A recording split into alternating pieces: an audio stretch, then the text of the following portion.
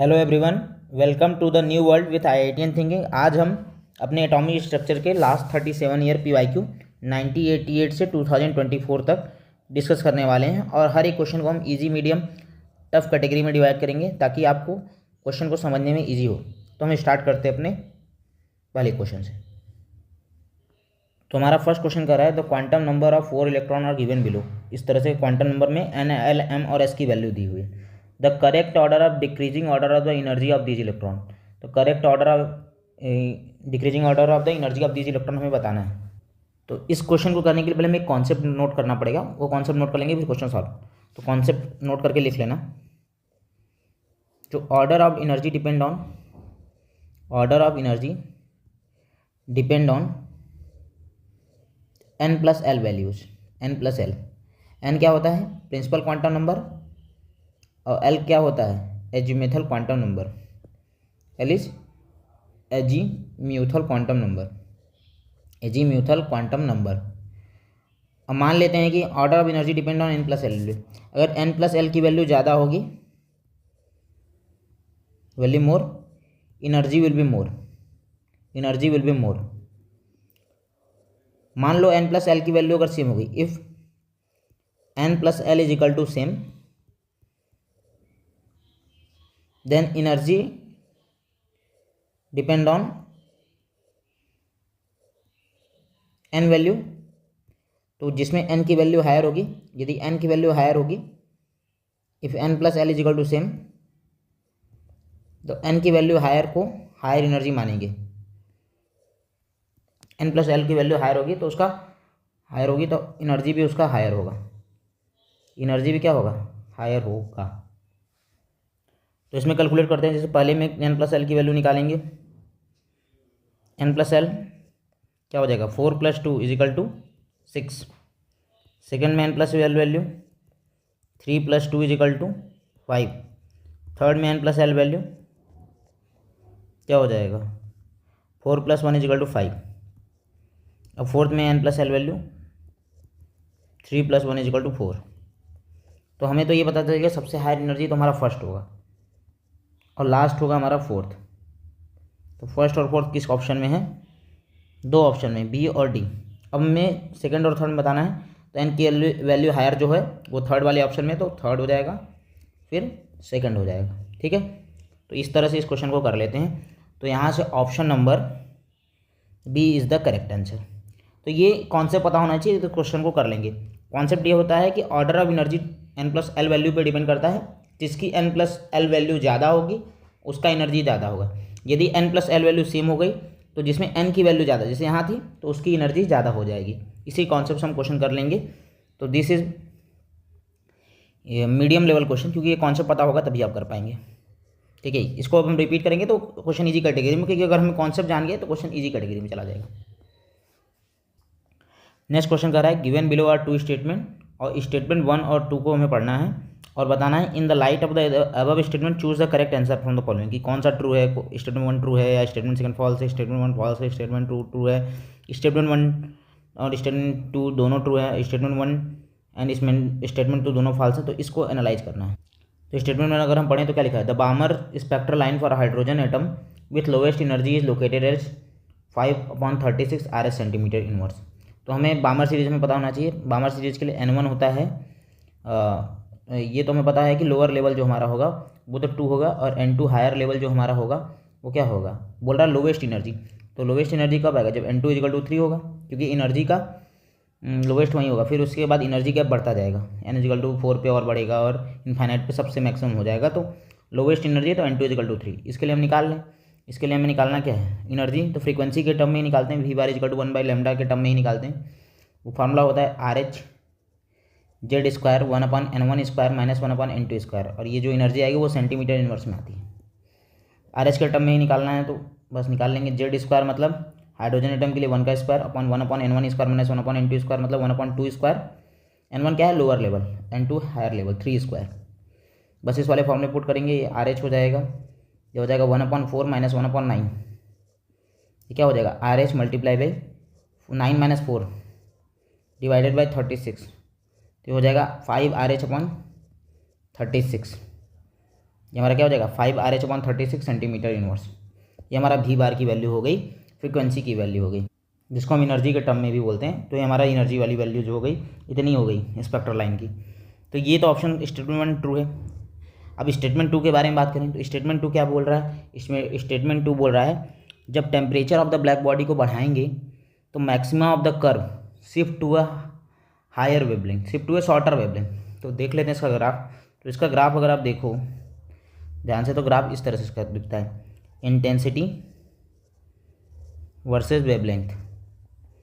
तो जो higher temperature पे होता है ग्राफ ऊपर से थोड़ा जाता है, ठीक है, और लोअर टेम्परेचर पे थोड़ा नीचे जाता है। ये हमारा मान लेते हैं ये T2 T1 मान लेते हैं। तो T2 is greater then T1।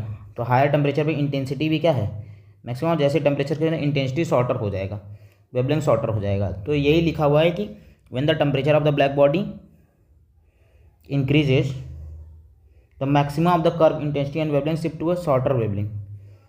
जो मैक्सिमा है वो शॉर्टर वेवलेंथ की तरफ चला जाएगा। तो ये स्टेटमेंट भी सही है। Both statement 1 and statement 2 are true. तो this is a medium level सवाल। इसमें आपको कैलकुलेशंस और इसका कर्व पता होना चाहिए इंटेंसिटी वर्सेस वेवलेंथ का। नेक्स्ट क्वेश्चन नंबर 3 हमारा करा है the energy of electron in the ground state n equal to 1 for helium plus ion is -x joule, then for an electron in n is equal to 2 state for beryllium 3 plus ion in joule is. ठीक है, तो energy of electron in nth orbit का formula हमें जानना पड़ेगा। तो वो हमारा फॉर्मूला होता है -RH Z²/n²। तो पहले क्या, जो पहली वैल्यू दी है उसको हम यूज करके RH की वैल्यू निकालने जा रहे हैं। तो हमें निकालना है क्या, En मतलब n इक्वल टू 1 के लिए हमें निकालना है। तो E1 हो जाएगा -RH। Z हमारा कौन सा एटम है, हमारा एटम है हमारा हीलियम। तो 2 का स्क्वायर और n की वैल्यू 1 का स्क्वायर। तो यहाँ से E1 की वैल्यू क्या दी हुई है -x। ठीक है, कोई प्रॉब्लम नहीं, इसको हम बस यूज करने वाले हैं। और ये जो फॉर्मूला आ रही है वो जूल में ही लेकर चल रहे हैं। ठीक है, अब मैं क्या करूँगा -RH 2² अगर मैं इसकी वैल्यू सॉल्व करूँ तो ये आ जाएगा -RH 4RH हो जाएगा। माइनस से माइनस कट गया तो RH इक्वल टू क्या आ जाएगा x/4। क्या आ जाएगा x/4। ठीक है, RH की वैल्यू आ गई। For beryllium 3 plus ion n equal to 2। ठीक है, En equal to -RH Z²/n²। ठीक है, अब RH की वैल्यू क्या है x/4, तो -x/4 Z² मतलब अब हमारा n की वैल्यू 2 हो गई और एटम हमारा बेरिलियम हो गया तो Z की वैल्यू 4 हो जाएगी। तो 4 × 4 डिवाइडेड बाई 2 × 2 ऑर्बिट में तो आ जाएगा -x/, ये 4 से 4 चला जाएगा, ये 4 से 4 चला जाएगा, 2 × 2 = 4। तो क्या आ जाएगा energy of electron in nth orbit of मतलब E2, यहाँ पर हम E2 लिख देते हैं। तो E2 जो आ जाएगा इसके लिए बेरिलियम 3 प्लस के लिए वो कितना आ जाएगा -x जूल आ जाएगा। क्या आ जाएगा -x जूल।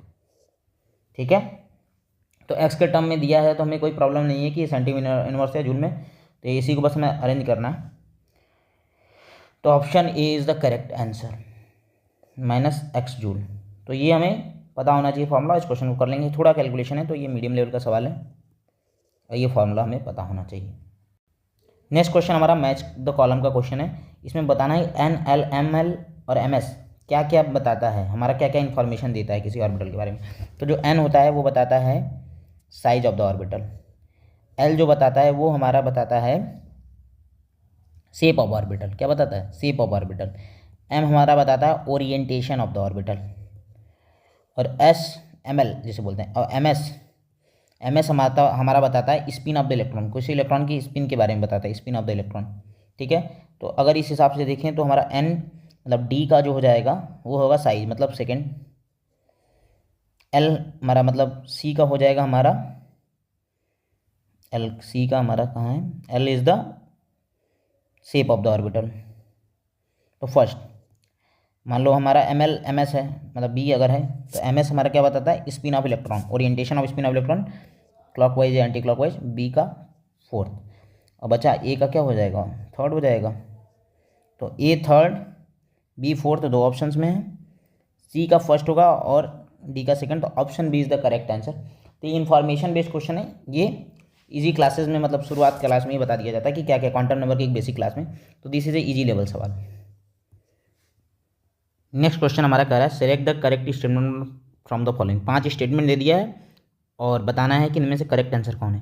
तो इस तरह क्वेश्चन को हम क्या करते हैं मतलब एलिमिनेट करने की कोशिश एलिमिनेशन मेथड से करेंगे कि जो हमें गलत होगा वो ऑप्शन काटते चले जाएंगे। जैसे पहला ऑप्शन क्या करा है, atom of all element are compose of 2 fundamental particle. नहीं, ये गलत है। Atom 3 fundamental particle electron, proton और न्यूट्रॉन से मिलकर बना होता है। ठीक है, तो ये पहला स्टेटमेंट हमारा रॉन्ग होगा। तो जिसमें ए ऑप्शन दिखेगा वो ऑप्शन मैंने काट देता हूँ। ये है बी और डी कट गया। ठीक है, अगला स्टेटमेंट पढ़ते हैं। The mass of electron is 9.1 into 10⁻31 के जी। ये तो हमें पता ही होता है, तो ये स्टेटमेंट सही है। तो जिसमें बी ऑप्शन दिया है, बाकी 2 बचे ऑप्शन में, तो अरे ये हमारा करेक्ट है ना। तो जिसमें बी ऑप्शन नहीं दिया वो वाला हमारा रॉन्ग हो जाएगा। तो बी ऑप्शन करेक्ट है, इसमें दिया है सी में, लेकिन ए में नहीं दिया, तो ये गलत हो गया। तो आंसर तो हमारा आ चुका है सी। अब हम इसको बाकी वेरीफाई कर लेते हैं कि बाकी सब ऑप्शन हमारा सही कि नहीं। तो बी ऑप्शन करेक्ट है। सी ऑप्शन के लिए बात कर रहा है all the isotope of elements of same chemical properties. हाँ, ये सही बात है। डिफरेंट फिजिकल प्रॉपर्टी लेकिन सेम केमिकल प्रॉपर्टी शो करता है। जैसे हाइड्रोजन का जैसे रिएक्शन होता है उसी तरह ड्यूटेरियम का रिएक्शन होता है। तो ये बात सही है। तो हमारा इसमें आया है बी सी, सही है। डी स्टेटमेंट आया नहीं रहा है, मतलब वो रॉन्ग होगा पक्का। देख लेते हैं। Protons and electrons are collectively known as nucleon. नहीं, protons and neutrons are collectively known as nucleons, not proton and electron. Proton और न्यूट्रॉन को न्यूक्लियंस कहते हैं। ठीक है, तो ऑप्शन हमारा क्या हो जाएगा, प्रोटॉन एंड इलेक्ट्रॉन और कलेक्टिवली नोन एज न्यूक्लियंस, ये हमारा क्या है, गलत ऑप्शन है। तो डी ऑप्शन हमारा क्या है, गलत ऑप्शन है, जो कि ये भी दिखा रहा है। Dalton atomic theory regarded the atom as ultimate particle of matter. हाँ, उस टाइम इन्होंने सब एटॉमिक पार्टिकल की डिस्कवरी नहीं हुई थी, तो इसी को अल्टीमेट पार्टिकल बोला कि इसको फर्दर डिवाइड नहीं किया जा सकता। तो ऑप्शन ई इज़ द सही है। तो बी सी ई करेक्ट है और हमें वही बताना था। तो अगर हमें नहीं भी आइडिया होता सारे ऑप्शंस का, तो एक बार हम एलिमिनेट करके क्वेश्चन को सॉल्व कर लेते हैं। ठीक है, क्वेश्चन लग सकता है लेकिन काफ़ी ईजी सवाल है। This is a medium level question, लेकिन आपको अगर इन ऑप्शन एलिमिनेट करने आता तो आप इसको ईजी सवाल की तरह ही ट्रीट करते हैं। ठीक है, नेक्स्ट क्वेश्चन कह रहा है the relation between n m the number of permissible level of magnetic quantum number for a given value of azimuthal quantum number. तो ये सिंपल फार्मूला है। तो एन एम होता है जो हमारा number of permissible value of magnetic quantum number, उसका formula होता है 2l+1। यहाँ आई है दिया हुआ तो 2i+1 लिख देंगे। तो ये हमें फार्मूला देखना है। तो किस में ऑप्शन में मिल रहा है कि कोई i = 2nm+1, nm = 2r+1, nm = नहीं मिल रहा है। लेकिन अगर हम i को इसको थोड़ा रीअरेंज कर दें तो i = क्या हो जाएगा, nm-1/2। तो ये हमें ऑप्शन डी में नज़र आ रहा है। तो option D is the correct answer. तो ये फॉर्मूला बेस्ड क्वेश्चन है, अगर याद है फॉर्मूला तो बहुत ईजी लेवल का क्वेश्चन है। नेक्स्ट क्वेश्चन हमारा कह रहा है incorrect set of 4 quantum number from the following. तो इसके लिए हमें कुछ वैल्यूज़ पता होनी चाहिए। जैसे अगर मैं बात करूँ प्रिंसिपल क्वांटम नंबर के हिसाब से, तो जैसे प्रिंसिपल क्वांटम नंबर n होता है 1 2 3 n हो जाएगा। ठीक है, अगर एजीमेथल क्वांटम नंबर l की बात करूँ तो l की वैल्यू जितनी भी l की वैल्यू होगी उससे 1, जैसे मान लेते हैं इसकी वैल्यू होती है n-1 वैल्यू। मान लेते हैं अगर n की वैल्यू 5 होगी तो l की वैल्यू 4 3 2 1 इस तरह से हो सकता है। कभी भी वो 5 के बराबर नहीं हो सकता। तो n is not equal to l। अगर ये हो रहा है तो वो अलाउ नहीं है। m की वैल्यू बात करो जिसे ml बोलते हैं, वो होता है -l/l। ठीक है, उसका रेंज होता है -l/l। और ms होता है +12 एंड -12। क्या होता है +12 and -12? ms is equal to -12 and -12, या तो +12 होगा या -12 होगा। अब इस क्वेश्चन को करने के लिए पहले मैं एक कॉन्सेप्ट आपको सिखा देता हूँ। कोई n की वैल्यू, जैसे n की वैल्यू में अगर मैं 5 ले लेता हूँ तो n की वैल्यू 5 है तो l की वैल्यू n-1, मतलब 5 तो नहीं हो पाएगी, नॉट इक्वल टू 5, लेकिन उससे कम 4 3 2 1 0 हो जाएगी।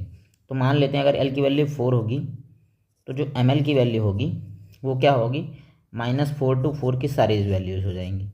तो -4 -3 -2 -1 0 1 2 3 4, मतलब ml होगा 2l+1 वैल्यूज।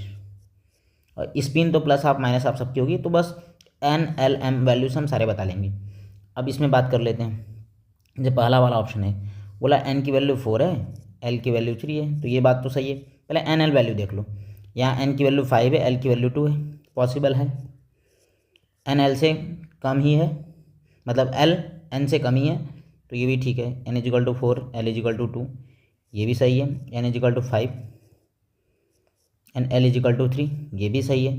तो अब कुल मिलाकर हमें एम वैल्यूज़ को देखना है। तो अगर एल की वैल्यू 3 है तो एम की वैल्यू क्या होगी, -3 -2 -1 0 1 2 3, 7 वैल्यूज हैं, सही है।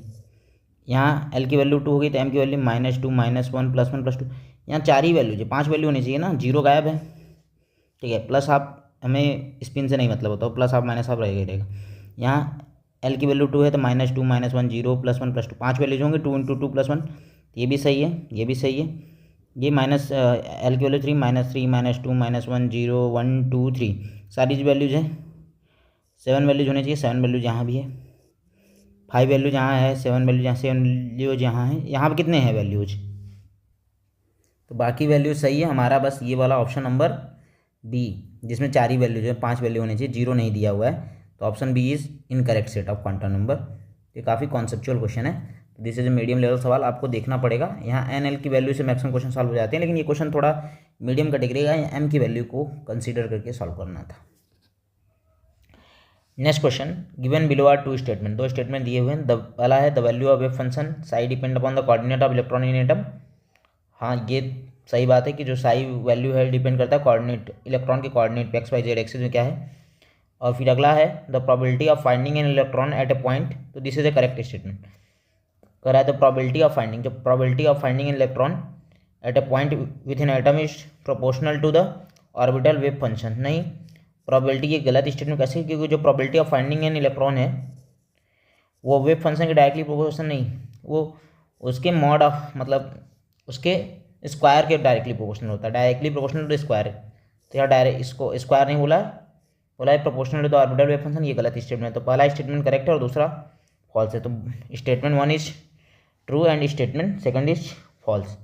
और ये option A is the correct answer. तो ये टॉपिक थोड़ा टफ टॉपिक है, ये श्रोडिंगर वेव इक्वेशन में पढ़ा जाता है, श्रोडिंगर जो कि लास्ट टॉपिक है। इस टॉपिक के थ्योरी पे आपका कमांड होना चाहिए, तभी इस क्वेश्चन को कर पाएंगे, श्रोडिंगर वेव इक्वेशन। ठीक है, तो ये this is a tough question, क्योंकि इस कॉन्सेप्ट को पढ़े बिना डिटेल में आप इस क्वेश्चन को नहीं कर सकते। नेक्स्ट क्वेश्चन हमारा कर रहा है match list 1 with list 2, list 1 को लिस्ट 2 से मैच करना है। तो इसमें सिंपल से क्या होता है कि हम कुछ वैल्यूज हमें याद होनी चाहिए, जैसे हमें पता होनी चाहिए एल की वैल्यू क्या होती है। एल की वैल्यू अगर 0 1 होगी तो कौन सा ऑर्बिटल होगा, एल की वैल्यू अगर 1 होगी तो कौन सा ऑर्बिटल होगा, एल की वैल्यू 2 होगी तो कौन सा ऑर्बिटल होगा, एल की वैल्यू 3 होगी तो कौन सा ऑर्बिटल। तो एल की वैल्यू 0 तो एस ऑर्बिटल, एल की वैल्यू 1 तो मतलब पी ऑर्बिटल, एल की वैल्यू 2 तो डी ऑर्बिटल, एल की वैल्यू 3 तो एफ ऑर्बिटल, और एन तो प्रिंसिपल क्वांटम नंबर ही होता है। तो अगर एन इजिकल टू 2 और एल इजिकल टू 1 है, तो एल इजिकल टू 1 के लिए पी हो जाएगा, तो ये जाएगा 2p, पहला हो गया। दूसरा है N equal to 3, L equal to 2, तो एन इजिकल टू 3 है तो हमारा 3, और एल की वैल्यू 2 के लिए डी, तो 3d हो गया। नेक्स्ट हमारा है एन इजिकल टू 3 और एल इजिकल टू 0, तो एन इजिकल टू 3 है तो 3 हो जाएगा, एल इजिकल टू 0 किसके लिए, एस के लिए, तो 3s हो जाएगा। फिर नेक्स्ट हो जाएगा एन इजिकल टू 2 और एल इजिकल टू 0, तो N equal to 2 2 L equal to 0 S, तो ये हो जाएगा 2s, तो 2p 3d 3s और 2s हो गया। अब इसको मैच कर लेते हैं, सारे ऑप्शन हमें मिल भी रहे हैं, दिख भी रहे हैं। तो A equal to n equal to 2 L equal to 1, तो ए का 2p हो रहा है, तो मतलब A is third, n equal to 3 L equal to 2, ये 3d है, ऑप्शन फोर्थ, तो बी का हो जाएगा फोर्थ। सी की अगर मैं बात करूं, n equal to 3 L equal to 0, तो 3s, तो ऑप्शन सी का सेकेंड। एंड डी ऑप्शन हमारा n equal to 2 L equal to 0 है, तो क्या हुआ, n equal to 2 L equal to 0 हो जाएगा, तो 2s हो जाएगा, 2s मतलब ऑप्शन फर्स्ट। तो फर्स्ट सेकंड फोर्थ थर्ड, मतलब थर्ड फोर्थ सेकंड फर्स्ट, जो ऑप्शन ए में हमारा दिख रहा है, तो उसको हम कर सकते हैं। तो ये हमें वैल्यू याद रहेगी, तो इस क्वेश्चन को तुरंत कर लेंगे। तो this is a medium level question, क्योंकि ये वैल्यू हमें याद होनी चाहिए। नेक्स्ट क्वेश्चन हमारा है, बोला है when electromagnetic radiation of wavelength 300 nanometre falls on the surface of metal, electron are emitted with kinetic energy of 1.6 × 10⁵ joule per mole, what is the minimum energy needed to remove an electron from the metal.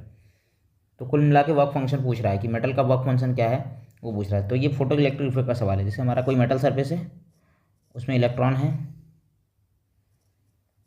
और light of suitable frequency आई, इसको उड़ा के ले गई electron को with some kinetic energy.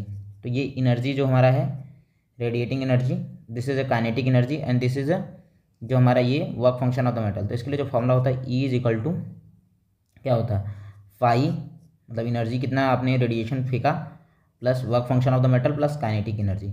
हमें निकालना क्या है यहाँ पर, वर्क फंक्शन निकालना, फाई निकालना है। तो फाई इज इक्वल टू क्या हो जाएगा, ई माइनस काइनेटिक एनर्जी। ठीक है, यही हमें यूज करना है इस इक्वेशन को। हमारे पास ई पता, हमें काइनेटिक एनर्जी हमें काइनेटिक एनर्जी दिया हुआ है। क्या दिया हुआ kinetic energy, 1.68 into 10⁵ joule per मोल। अब ये क्वेश्चन यूनिट्स का ज़्यादा क्वेश्चन है, क्योंकि जो हमें एनर्जी निकालनी है वो भी किस में निकालनी है, जूल पर मोल में। अब कैसे आएगी एनर्जी, उसके लिए कैलकुलेट करते हैं। तो ई इज इक्वल टू, अगर मैं यहाँ से बताऊँ तो होगा फॉर्मूला Hc/λ इंटू एन। जब इसके यूनिट को सॉल्व करेंगे तभी हमारा क्या आ जाएगा, जूल पर मोल आएगा। वो कैसे आएगा दिखा देता हूँ। एनर्जी एच की यूनिट होती है जूल सेकेंड से, स्पीड ऑफ लाइट की होती है मीटर पर सेकेंड, एन की होगी पर मोल, और लैम्डा अगर हम मीटर में रखेंगे तो आ जाएगा मीटर। तो मीटर से मीटर कट जाएगा, सेकंड से सेकंड इनवर्स कट जाएगा, और आंसर हमारा आ जाएगा एनर्जी जूल पर मोल। तो कुल मिलाकर इसी को सॉल्व करना है। तो energy is equal to h जो होगा 6.626 इंटू 10⁻34, एन की वैल्यू होती है 6.022 इंटू 10⁻23, स्पीड ऑफ लाइट होगा 3 इंटू 10⁸ मीटर पर सेकेंड। मतलब अब फिर डिवाइड कर देंगे लैम्डा। लैम्डा हमारा दिया हुआ है कितना, 300 नैनोमीटर की लाइट फेंकी गई है। लैम्डा जो है 300 नैनोमीटर है। ठीक है, तो 300 इंटू 10⁻⁹ मीटर, ये हो जाएगा 300 इंटू 10⁻⁹। एच सी को जो हम इस तरह से मल्टीप्लाई करेंगे तो उसकी वैल्यू आती है 39.9 इंटू 10⁻⁻11। ये हो जाएगा 3 इंटू 10⁻⁸, ये हो जाएगा 3 इंटू 10⁻⁷।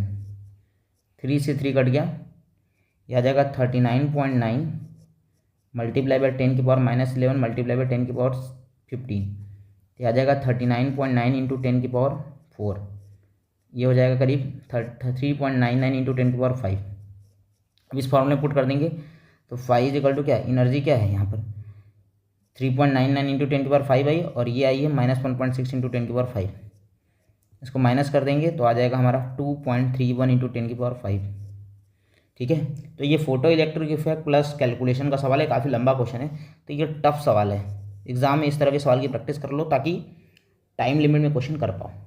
ओके, नेक्स्ट क्वेश्चन कर रहा है आइडेंटिफाई द इनकरेक्ट स्टेटमेंट। हमें क्या बताना है इसमें, इनकरेक्ट स्टेटमेंट बताना है कि कौन सा इनकरेक्ट स्टेटमेंट है। तो इस क्वेश्चन के लिए सारे ऑप्शंस को बहुत केयरफुली पढ़ना पड़ेगा। बोल रहा है all the 5D orbital are different in size when compare to the respective 4D orbital. कह रहा है 5D ऑर्बिटल और 4D ऑर्बिटल का साइज डिफरेंस होगा। हाँ सही बात बोल रहा है, क्योंकि साइज डिपेंड करता है एन की वैल्यू। यहाँ एन की वैल्यू 5 है और यहाँ एन की वैल्यू 4 है, तो ऑर्बिट चेंज होने से साइज डिफरेंट होगा। तो this is the correct statement, लेकिन हमें बताना क्या, इनकरेक्ट। तो ये हमारा आंसर नहीं है।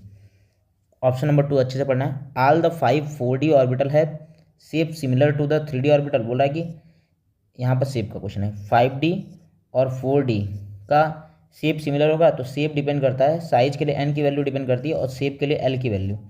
तो शेप यहाँ एल इजिकल टू, यहाँ पर डी ऑर्बिटल के एल की वैल्यू 2, यहाँ भी एल की वैल्यू 2। तो शेप डिपेंड करती है एल की वैल्यूज़ पे, तो दोनों की एल की वैल्यू सेम है, तो सिमिलर शेप होगा। ये भी करेक्ट स्टेटमेंट है। अगला है in an atom all the 5 3D orbital are equal in energy in free state. जब तक उसके साथ कुछ कंबाइन ना किया जाए तो वो इक्वल एनर्जी होगा। हाँ ये भी हमारा ट्रू स्टेटमेंट है कि सारे 5D ऑर्बिटल होंगे सिमिलर एनर्जी के, जब तक उस पर लिगेंड या कोई भी अलग चीज़ों का प्रभाव ना आ जाए, तो सारे इक्वल इन एनर्जी होंगे। All 5D orbital 3D, all the 5 3D orbital, all the 5 3D orbitals are equal in energy. ये करेक्ट स्टेटमेंट है, this is a correct statement. और हमारा ऑप्शन डी क्या कर रहा है, the shape of dxy dyz and dzx orbitals are similar to each other and dx² y² and dz² are similar to each other. हाँ dxy dyz और dzx axis पर depend करता है, लेकिन dx² y² ये सही था हमारा स्टेटमेंट, और dx² y² and dz² are similar नहीं।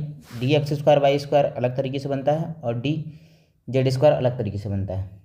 ठीक है, आप लोगों ने देखा भी होगा इसका शेप। तो ऑप्शन डी हमारा रॉन्ग स्टेटमेंट है, इनकरेक्ट स्टेटमेंट ये है, और यही हमारा हो जाएगा। तो ये दिस इज़ अ वेरी, इसको गुड क्वेश्चन कर सकते हैं, टफ कैटेगरी में रख सकते हैं, क्योंकि ऑप्शंस का आपको केयर करना पड़ेगा। ठीक है, नेक्स्ट क्वेश्चन कर रहा है the radius of second Bohr orbit of helium plus ion is इतना। तो radius of second Bohr orbit of मतलब R2 हीलियम प्लस की रेडियस की वैल्यू दे दी है 105.8 पिकोमीटर। ठीक है। What is the radius of third Bohr orbit of lithium 2 plus मतलब R3Li2 प्लस की वैल्यू क्या होगी, ये सवाल है। ठीक है। तो जो रेडियस है of nth orbit is directly proportional to n square upon Z. R n की वैल्यू क्या होती है, प्रिंसिपल क्वांटम नंबर के स्क्वायर के प्रोपोर्शनल और जेड के इनवर्सली प्रोपोर्शनल होगी। ठीक है। अगर मैं बात करूं अब इसको रेशियो की, अगर मैं बात करूं तो मुझे निकालना क्या है, R3 lithium 2 plus upon R2 helium plus. तो अगर मैं इसकी बात करूं तो हमें अगर इसके हिसाब से फार्मूला लगाऊं तो N3 लिथियम का स्क्वायर मतलब लिथियम एटम के लिए बात करना होगा और ZLi स्क्वायर मल्टीप्लाई बाई ऊपर हो जाएगा मल्टीप्लाई में तो Z helium plus upon N2 helium plus, दोनों में क्या हो जाएगा स्क्वायर ही होगा क्योंकि n square upon Z square n square upon Z square. ठीक है। बस इसी को हमें सॉल्व करना है। हमें पता है लिथियम के लिए क्या दिया हुआ, थर्ड बोहर ऑर्बिट 3 का स्क्वायर कर दिया, लिथियम का atomic number 3, n square upon Z square नहीं होगा ये, sorry n square upon Z square ये नहीं होगा, इसको थोड़ा सा बस। ठीक है। ये हो जाएगा Z multiply by 2 divided by 2 का स्क्वायर, बस इसी को सॉल्व कर लेना है। और हमें R2 हीलियम प्लस की वैल्यू पता है, वो है क्या 105.8 पिकोमीटर, वो भी आएगा पिकोमीटर में R3 लिथियम 2 प्लस की वैल्यू। तो ये हो जाएगा 9 डिवाइडेड बाई 3, एक 3 से ये 3 चला जाएगा, एक 2 से ये 2 चला जाएगा, तो आ जाएगा 3/2। तो R3 लिथियम 2 प्लस की वैल्यू मल्टीप्लाई कर देंगे 105.8, इसको मल्टीप्लाई करेंगे तो ये R3 लिथियम 2 प्लस की वैल्यू आ जाएगी 158.7 पिकोमीटर। तो option A is the correct answer. I hope आपको ये कॉन्सेप्ट समझ में आ गया होगा। तो ये सिंपल कैलकुलेशन से क्वेश्चन सॉल्व हो जाएगा, फॉर्मूला याद रहेगा। तो this is a medium level question.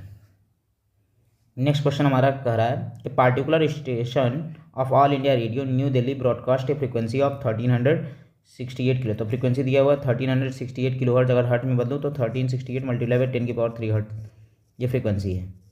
Wavelength हमें निकालना है, wavelength of the electromagnetic radiation emitted by the transmitter, और स्पीड ऑफ लाइट दे दिया है 3 × 10⁸ मीटर पर सेकेंड। तो हमें लैम्डा निकालना है, क्या निकालना है लैम्डा। तो हमें एक फॉर्मूला पता होता है क्या, C = F × लैम्डा, ये ना होता है।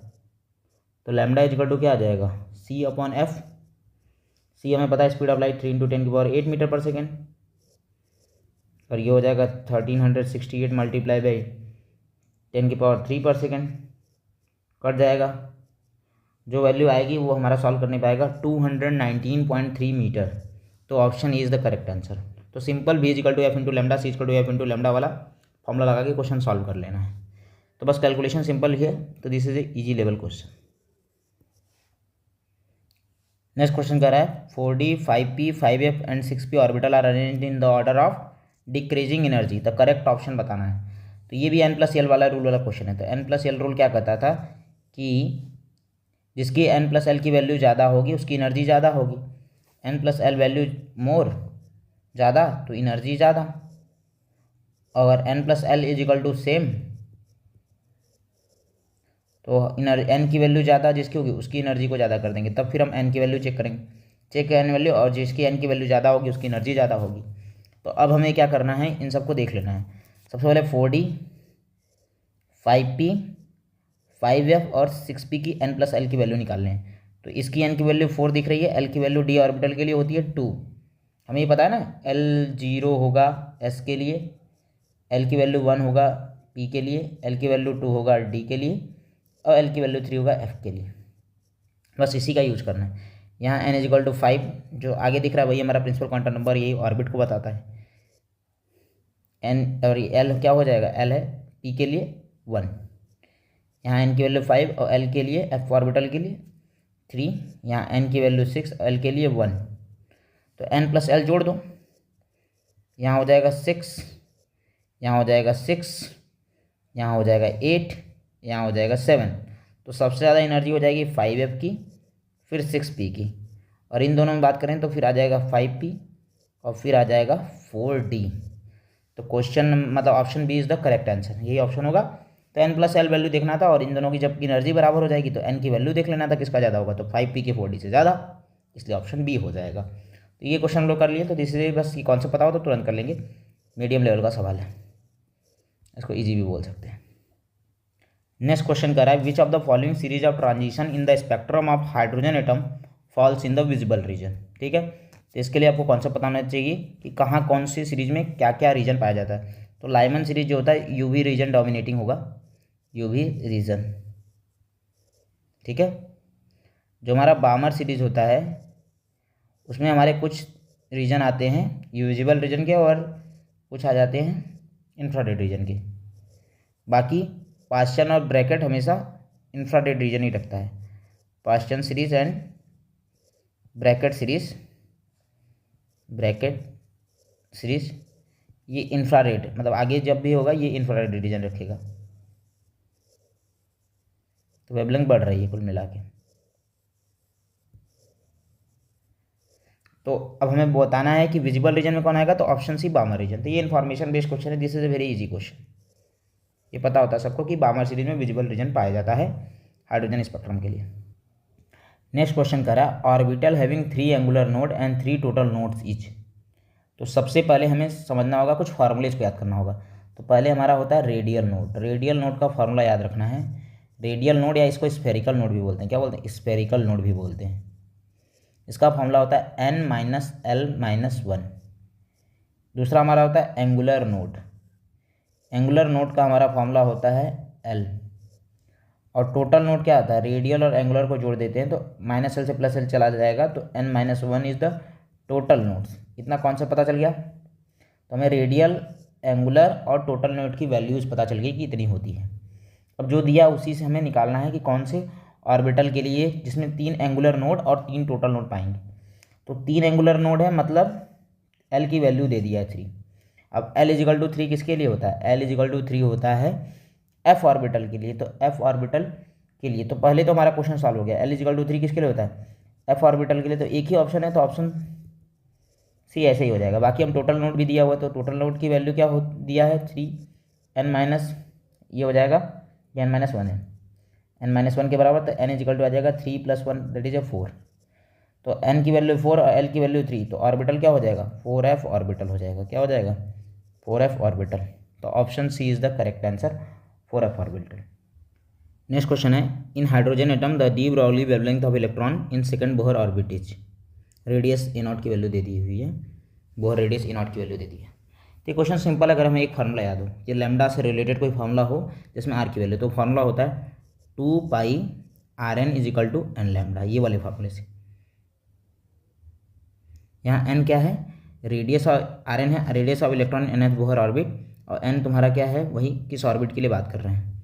तो हमें Rn निकाल लेना है। तो Rn का फॉर्मूला होता है a0 n²/z। हाइड्रोजन एटम की बात किया है तो मतलब z की वैल्यू 1, और सेकंड बोहर ऑर्बिट तो n=2। तो Rn हो जाएगा, मतलब Rn क्या यहाँ R2 हो जाएगा, जो भी वो हो जाएगा a0 n² मतलब 2² और z की वैल्यू 1। यहाँ से हम करेंगे तो R2 आ जाएगा 4a0। इस फॉर्मूले को थोड़ा सिंप्लीफाई करते हैं, 2πR2 = 2 लैम्डा, ये फार्मूला हो जाएगा। 2πR2 की वैल्यू क्या है? 4a0 और 2 × लैम्डा है। ठीक है, यही है ना वैल्यूज़। अब हमें पता है 2 से 2 को काट सकते हैं, तो लैम्डा = आ जाएगा 4πa0 आ जाएगा। ठीक है, अगर मैं यहाँ पाई को ऐसे रख दूँ और 4a0 को मल्टीप्लाई कर दूँ, तो पाई × 4 × a0 की वैल्यू है 52.9 पिकोमीटर। तो इसको जब सॉल्व करेंगे आ जाएगा 211.6 पाई पिकोमीटर। तो option B is the correct answer, 211.6 pi picometre. तो अगर ये फॉर्मूला याद है तो क्वेश्चन बहुत सिंपल हो जाएगा, इसमें रेडियस और लैम्डा का रिलेशन। ठीक है, ये क्वेश्चन इससे सॉल्व हो जाएगा। This is a medium level सवाल, क्योंकि बिना फॉर्मूला ये क्वेश्चन नहीं कर सकते। फिर आपको क्या करना होगा, mvr=nh/2 फिर वहाँ v की वैल्यू लैम्डा की value h/mv D Broglie wavelength लगा के ये फॉर्मूले को डिराइव करना पड़ेगा। तो ये फॉर्मूला ही याद हो जाए तो क्वेश्चन हो जाएगा। नेक्स्ट क्वेश्चन नंबर 18 क्या कर रहा है कि इनमें से रॉन्ग स्टेटमेंट बताना है। तो हम देख लेंगे कौन कौन से करेक्ट स्टेटमेंट है जो उसके अलावा बच जाएगा वो हमारा रॉन्ग स्टेटमेंट हो जाएगा। तो पहला ऑप्शन क्या कर रहा है, total orbital angular momentum S orbital के लिए 0 होगा। तो इसके लिए फॉर्मूला पहले जान लो। तो ये होता है रूट में l × l+1 h/2 अगर एस ऑर्बिटल के लिए एल की वैल्यू देखें तो 0। तो ये फॉर्मूला क्या हो जाएगा, अगर मुझे एस ऑर्बिटल को बताना है तो 0 × 0+1 × h/2 तो आ जाएगा orbital angular momentum S orbital की क्या आ जाएगा, 0 आ जाएगा। क्या आ जाएगा, 0 आ जाएगा। Option A 0। तो ये करेक्ट स्टेटमेंट, हमें बताना रॉन्ग स्टेटमेंट। अगला ऑप्शन क्या करा है, N orbital is design by 3 quantum number while N electron in atom is design by 4 quantum number है। ये सही बात है। ऑर्बिटल बताने के लिए हमें NL/M की वैल्यू चाहिए और उसमें इलेक्ट्रॉन की बात करनी है तो हमें इसकी स्पिन भी चाहिए NL/M और S। N क्या है, principal quantum number, L azimuthal quantum number, M magnetic quantum number और S हमारा क्या हो जाएगा, स्पिन क्वांटम नंबर। फिर लास्ट ऑप्शन डी देख लेते हैं, the value of M for dz² is 0। हाँ, किसी भी ऑर्बिटल के लिए जैसे अगर हम इस तरह से बोलें तो 5 ऑर्बिटल होते हैं, dx² y² dz² dxy dyz dzx, ठीक है। तो L की वैल्यू डी ऑर्बिटल की L की वैल्यू 2 होगी, L की वैल्यू डी ऑर्बिटल के लिए 2 होगी, डी ऑर्बिटल के लिए L = 2। तो M की वैल्यू ML की वैल्यू क्या हो सकती है, -2 -1 0 1 2। ये 5 वैल्यू किसी भी ऑर्बिटल के लिए हो सकती है। तो ये वैल्यू हो सकती है। ऑलवेज वर्ड मतलब हो सकती है, ऑलवेज वर्ड के लिए थोड़ा सोच सकते हैं, लेकिन बाकी नॉर्मल हमेशा कोई भी किसी ऑर्बिटल के लिए ऐसा फिक्स नहीं है कि इसकी वैल्यू -2 ही होगी, इसकी -1 0। तो ये एग्जैक्टली ये डिफाइन नहीं है ना, किसी के लिए कुछ भी हो सकती है। अब रही बात ऑप्शन सी की, तो ये भी हमारा तीनों करेक्ट स्टेटमेंट है। ऑप्शन सी रॉन्ग है। अब कैसे रॉन्ग है कि बोल रहा है इलेक्ट्रॉनिक कन्फिग्रेशन इन्होंने इस तरह से दिया है 1s2 2s2 और 2p3 ऐसे दिया है, मतलब एक उल्टा कर दिया है, 2 3 सीधे और यहाँ पर। तो देखो होता क्या है कि ये 1s2 2s2 2px1 2py1 2pz1 उससे कोई प्रॉब्लम नहीं है। प्रॉब्लम है कि ये उल्टा नहीं होना चाहिए, ये हमारा सीधा ही होना चाहिए। करेक्ट कॉन्फ़िगरेशन इसका इस तरह से बनेगा। ये तो ठीक है, लेकिन ये होना चाहिए तीनों एक ही साइड में। अब ऐसा क्यों है, ये रीज़न इसका है Hund's rule of maximum multiplicity. Hund's rule क्या चाहता है कि मैक्सिमम स्पिन मल्टीप्लिसिटी हो, इसलिए ऐसा हो रहा है। उसको फेवर करता है मल्टीप्लिसिटी। मतलब क्या होना चाहिए, अगर मैं इसकी वैल्यू अगर +½ मानूँ तो +½ और -½ हो जाएगा, जो कि वैल्यू आ जाएगी ओवरऑल ½ लेकिन यहाँ पर अगर मैं इस तरह कन्फिग्रेशन करूँगा तो maximum spin multiplicity that is 3/2 आ जाएगी।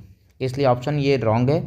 ये इस तरह रिप्रेजेंटेशन नहीं होगा, ये उल्टा हो जाएगा, इस तरह से होना चाहिए था, तीनों एक ही डायरेक्शन। तो this is a wrong statement और हमें यही हमारा मतलब इस ऑप्शन के लिए रॉन्ग स्टेटमेंट ही करेक्ट आंसर होगा। तो ये सारे ऑप्शन का अच्छे से क्लियर करना चाहिए। This is a medium level question, इसको अच्छे से देखना था। नेक्स्ट क्वेश्चन कर रहा है इनमें से रॉन्ग स्टेटमेंट बताना है। तो हमें देख लेना कौन कौन से करेक्ट स्टेटमेंट, जो करेक्ट नहीं होगा वही हमारा रॉन्ग हो जाएगा। तो पहला ऑप्शन कर रहा है the uncertainty in principle is ΔE × ΔT is greater than equal to h145। तो this is a correct statement. Second कर रहा है half filled and full filled orbital है greater stability due to greater exchange energy and greater symmetry and more balance arrangement. ये दोनों बात सही है कि जो हमारा full filled and half filled का कॉन्सेप्ट आता है वो या तो एक्सचेंज एनर्जी या तो ग्रेटर सिमेट्री के कारण आता है। तो ये भी ऑप्शन सही। ऑप्शन नंबर 3 क्या कर रहा है the energy of 2s orbital is less than the energy of 2p orbital in case of hydrogen like atom. ये तो हो सकता था कि 2s की एनर्जी 2p से ज़्यादा होती n+l रूल से, क्योंकि n+l इसका आएगा 2 और इसका n+l आएगा 3। लेकिन हाइड्रोजन लाइक एटम में केवल हम एनर्जी प्रिंसिपल क्वांटम नंबर पे डिपेंड करती है, तो ये गलत है। अगर यहाँ हाइड्रोजन लाइक एटम नॉर्मल किसी एटम की हाइड्रोजन को छोड़ के बात करता है तो ये सही होता है। तो in case of hydrogen like atom this statement not true. In case एक लाइन लिख लेना, in case of hydrogen like atom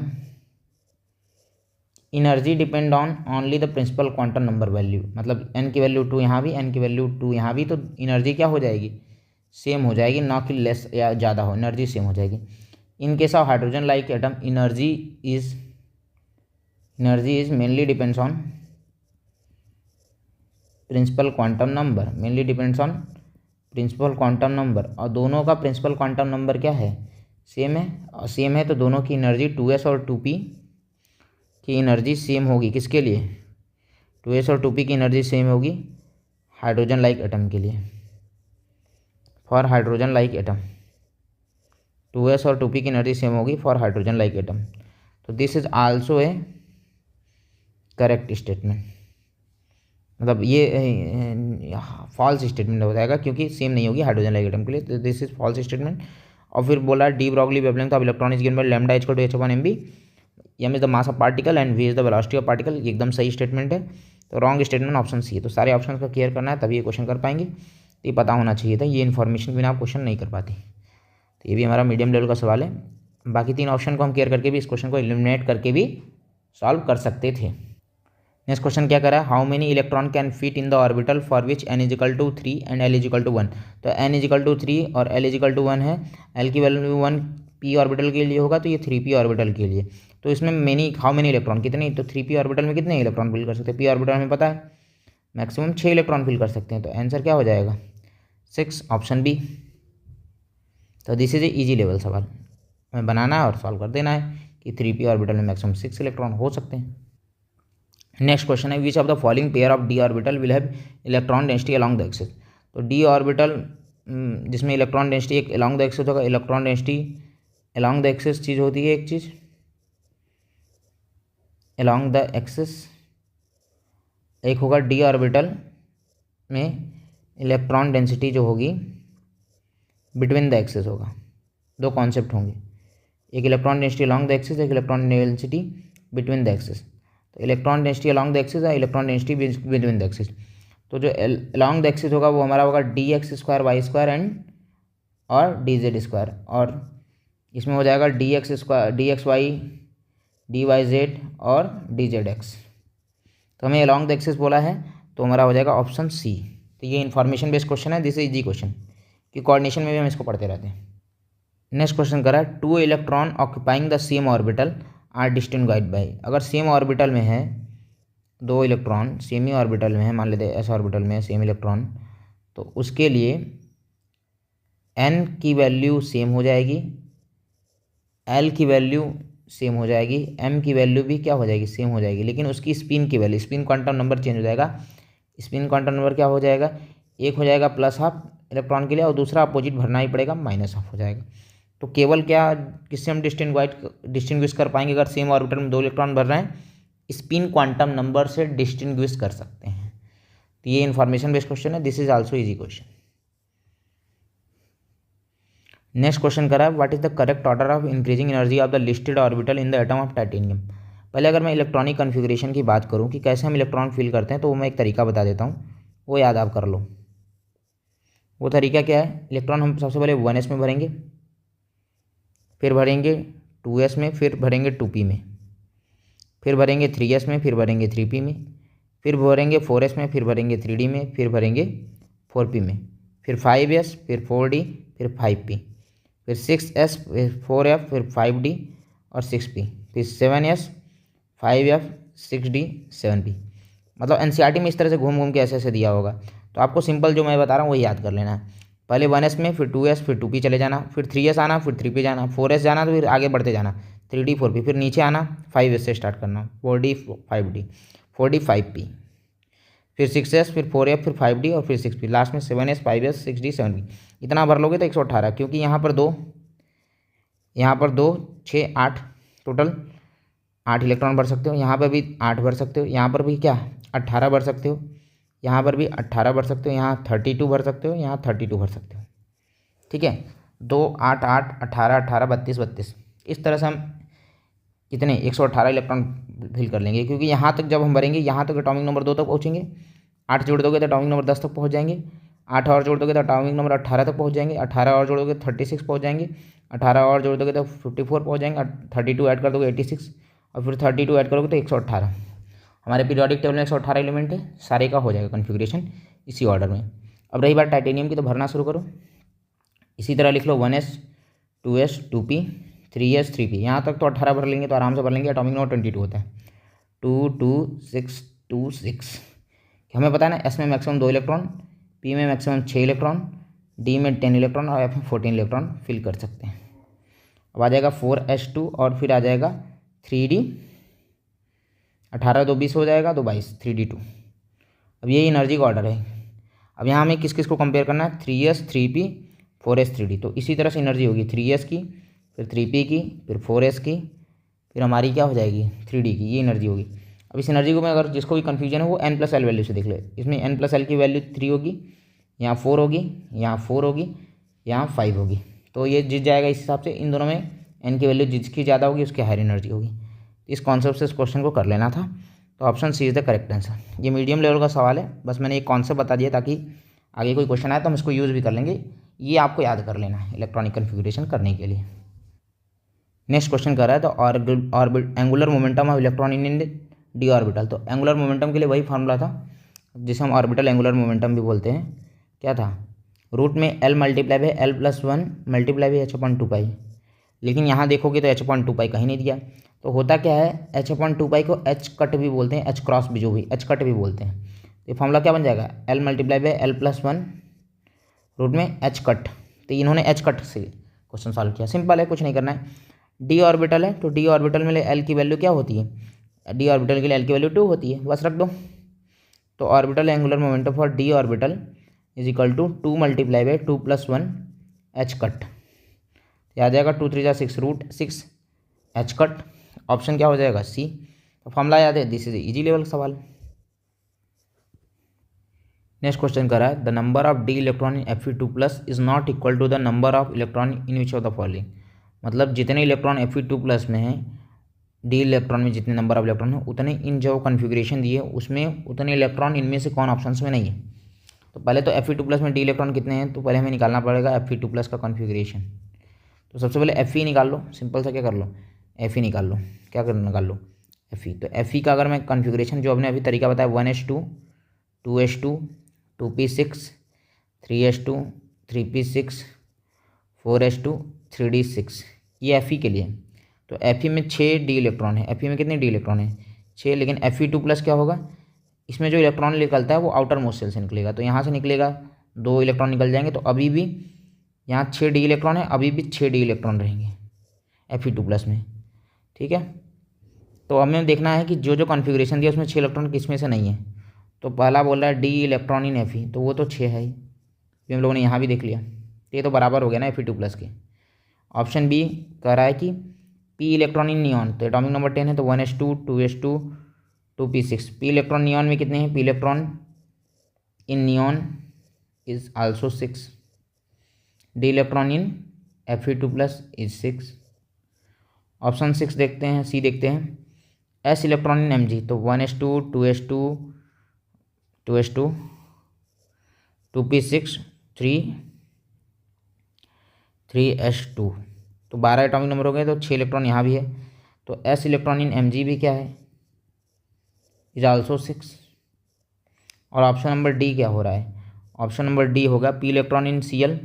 तो पी इलेक्ट्रॉन इन Cl इसका भी कन्फिग्रेशन 17 एटॉमिक नंबर है। तो 1s2 2s2 2p6 3s2 3p5। तो P electron तो यहाँ 11 है, तो P electron in chlorine is 11।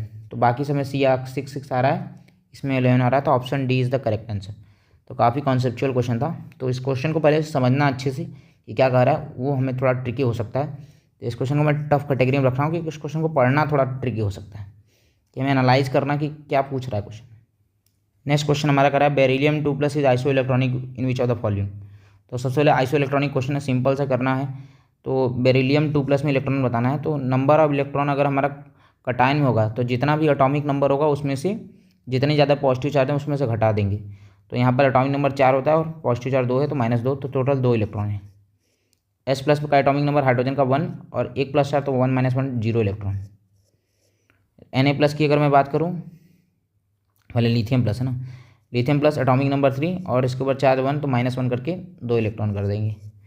अगला है Na+ एटॉमिक नंबर 11 +1 चार्ज है, तो -1 करके इसको 10 इलेक्ट्रॉन कर देंगे। फिर Mg2+ है एटॉमिक नंबर 12 और 2 पॉजिटिव है, तो -2 कर देंगे, तो 10 इलेक्ट्रॉन हो जाएगा। तो ऑप्शन इसमें हमारा हो जाएगा lithium plus, option B is the correct answer. Beryllium 2+ is isoelectronic in which of the following ion? This is a lithium plus, क्योंकि इसमें भी क्या हो जाएगा, 2 इलेक्ट्रॉन हो जाएगा। तो this is the configuration. Next question क्या कर रहा है, calculate the energy in joule corresponding to the light of wavelength दिया हुआ है 45 नैनोमीटर, प्लांक कांस्टेंट दिया है, स्पीड ऑफ लाइट दिया है। तो हमें सिंपल सा एक फॉर्मूला लगाना है जो कि हम बार बार लगाते आए हैं, E is equal to hc/λ। Joule में निकालना है तो कोई प्रॉब्लम नहीं है, सब SI यूनिट में ले लेना है। H की वैल्यू होगी 6.63 दी हुई है इंटू 10⁻34। स्पीड ऑफ लाइट पता है 3 इंटू 10⁸, और लैम्डा की वैल्यू क्या है, लैम्डा की वैल्यू है 45 नैनोमीटर इंटू 10⁻9 मीटर। इसको डिवाइड कर देंगे, आ जाएगा 4.42 इंटू 10⁻18 जूल। तो ये हमारी एनर्जी आ जाएगी 4.42 इंटू 10⁻18 जूल। तो option D is the correct answer. Next question करा, what is the maximum number of orbital that can be identified with the following quantum number? n is equal to 3, l is equal to 1 और ml is equal to 0। तो इसके लिए होता है 3p और ml is equal to 0 z orbital. तो 3p Z orbital ही एक ही ऑर्बिटल है जो कि ये पाया जाएगा। तो option A is the correct answer. तो this is easy level question. Next question कर रहा है, the value of Planck constant is 6.63 into 10⁻34 joule second. The speed of light is 3 into 10⁻7। तो स्पीड ऑफ लाइट के लिए दे दिया है 3 into 10⁻17 nanometre पर सेकेंड। ठीक है। What is the closest, lambda निकालना है और फ्रीक्वेंसी दे दिया हुआ, फ्रीक्वेंसी क्या दिया हुआ 6 इंटू 10⁻15 पर सेकेंड। और लैम्डा किस में निकालना है, व्हाट इज़ द नैनोमीटर में निकालना है। तो लैम्डा नैनोमीटर निकालना है। तो सिंपल यहाँ प्लांक कांस्टेंट का कोई यूज़ नहीं होगा, बस सिंपल हमें फॉर्मूला लगाना है, v इज इक्वल टू मतलब c is equal to speed of light is equal to f into lambda. Lambda निकालना है तो c/f हो जाएगा। c की वैल्यू पता है 3 इंटू 10⁻17 नैनोमीटर पर सेकेंड, और ये हो जाएगा 6 इंटू 10⁻15 पर सेकेंड से पर सेकेंड कट गया, सॉल्व करने पे आ जाएगा 50 नैनोमीटर। तो option A is the correct answer. तो this is a simple easy level question, बस हमें ये समझना था कि ये वैल्यू हमें कंफ्यूज करने के लिए दिया हुआ है। ठीक है, तो this is easy question. Next question हमारा स्टेटमेंट बेस्ड क्वेश्चन है। बोल रहा है बेस्ड ऑन द इक्वेशन, ये इक्वेशन दिया हुआ है, ई इज इक्वल टू क्या इक्वेशन है, E is equal to -2.178 multiply by 10⁻18 joule Z square upon n square. इनमें से बताना है कौन सा करेक्ट नहीं है। तो ऑप्शंस बारी बारी से पढ़ते हैं, हमें नॉट करेक्ट बताना है। बोला equation can be use to calculate the change in energy when the electron changes orbit. हाँ, ऑर्बिट चेंज होने पर एनर्जी चेंज होगा, तो ये ऑप्शन सही ऑप्शन है। सेकंड ऑप्शन कर रहा है for n is equal to 1 the electron has a more negative energy. सही बात है, n इज इक्वल टू 1 के लिए, क्योंकि इन्वर्सली प्रोपोर्शनल है, तो n की वैल्यू जितनी कम होगी उतना नेगेटिव एनर्जी होगी। और n की value for n is equal to 6, तो ये सही बात है, n इज इक्वल टू 1 के लिए मोर नेगेटिव और n इज इक्वल टू 6 के लिए less negative, which means that electron is more closely bound in the smallest allowed orbit. तो इसमें क्या होगा, ये electron is more bound in the loosely bound, बोला है कि n इज इक्वल टू 1 में लूज बाउंड होगा और यहाँ पर स्ट्रांगली बाउंड होगा। तो ये गलत स्टेटमेंट है, क्योंकि एनर्जी जितना ज़्यादा निगेटिव उतना ज़्यादा स्टेबिलिटी, उतना वो क्लोजली बाउंड होगा, उतना स्ट्रांगली क्लोजली और स्ट्रांगली बाउंडेड होगा, क्लोजली और स्ट्रांगली बाउंडेड होगा। तो ये स्टेटमेंट गलत है, दिस स्टेटमेंट इज रॉन्ग। बाकी स्टेटमेंट पढ़ लें। The negative sign in equation simply means that energy of electron bound to the nucleus is lower than it would be if the electron were at the infinite distance from the nucleus. ये statement सही है कि जो negative sign equation होगा वो यही बताता है कि जो energy bound to the nucleus होगा लोअर होगा as compare to infinite distance from the nucleus. ये सही स्टेटमेंट है। और हमें लास्ट स्टेटमेंट भी हमारा सही स्टेटमेंट है। क्या कर रहा है, larger the value of n larger is the orbit radius, this is also correct statement. तो हमारा रॉन्ग स्टेटमेंट क्या हो जाएगा, ऑप्शन बी, जिसमें से क्या बोलेगा कि ये इसमें से क्या होगा, ये बोल रहा है कि लोअर जो जितना ज़्यादा नेगेटिव एनर्जी होगा वो लूजली बाउंड होगा, नहीं वो स्ट्रांगली बाउंड होगा, क्लोजली बाउंड होगा, ठीक है, न्यूक्लियस से। तो ये स्टेटमेंट होना चाहिए, ठीक है। तो option B is the incorrect, हम बताना नॉट करेक्ट, तो ऑप्शन बी।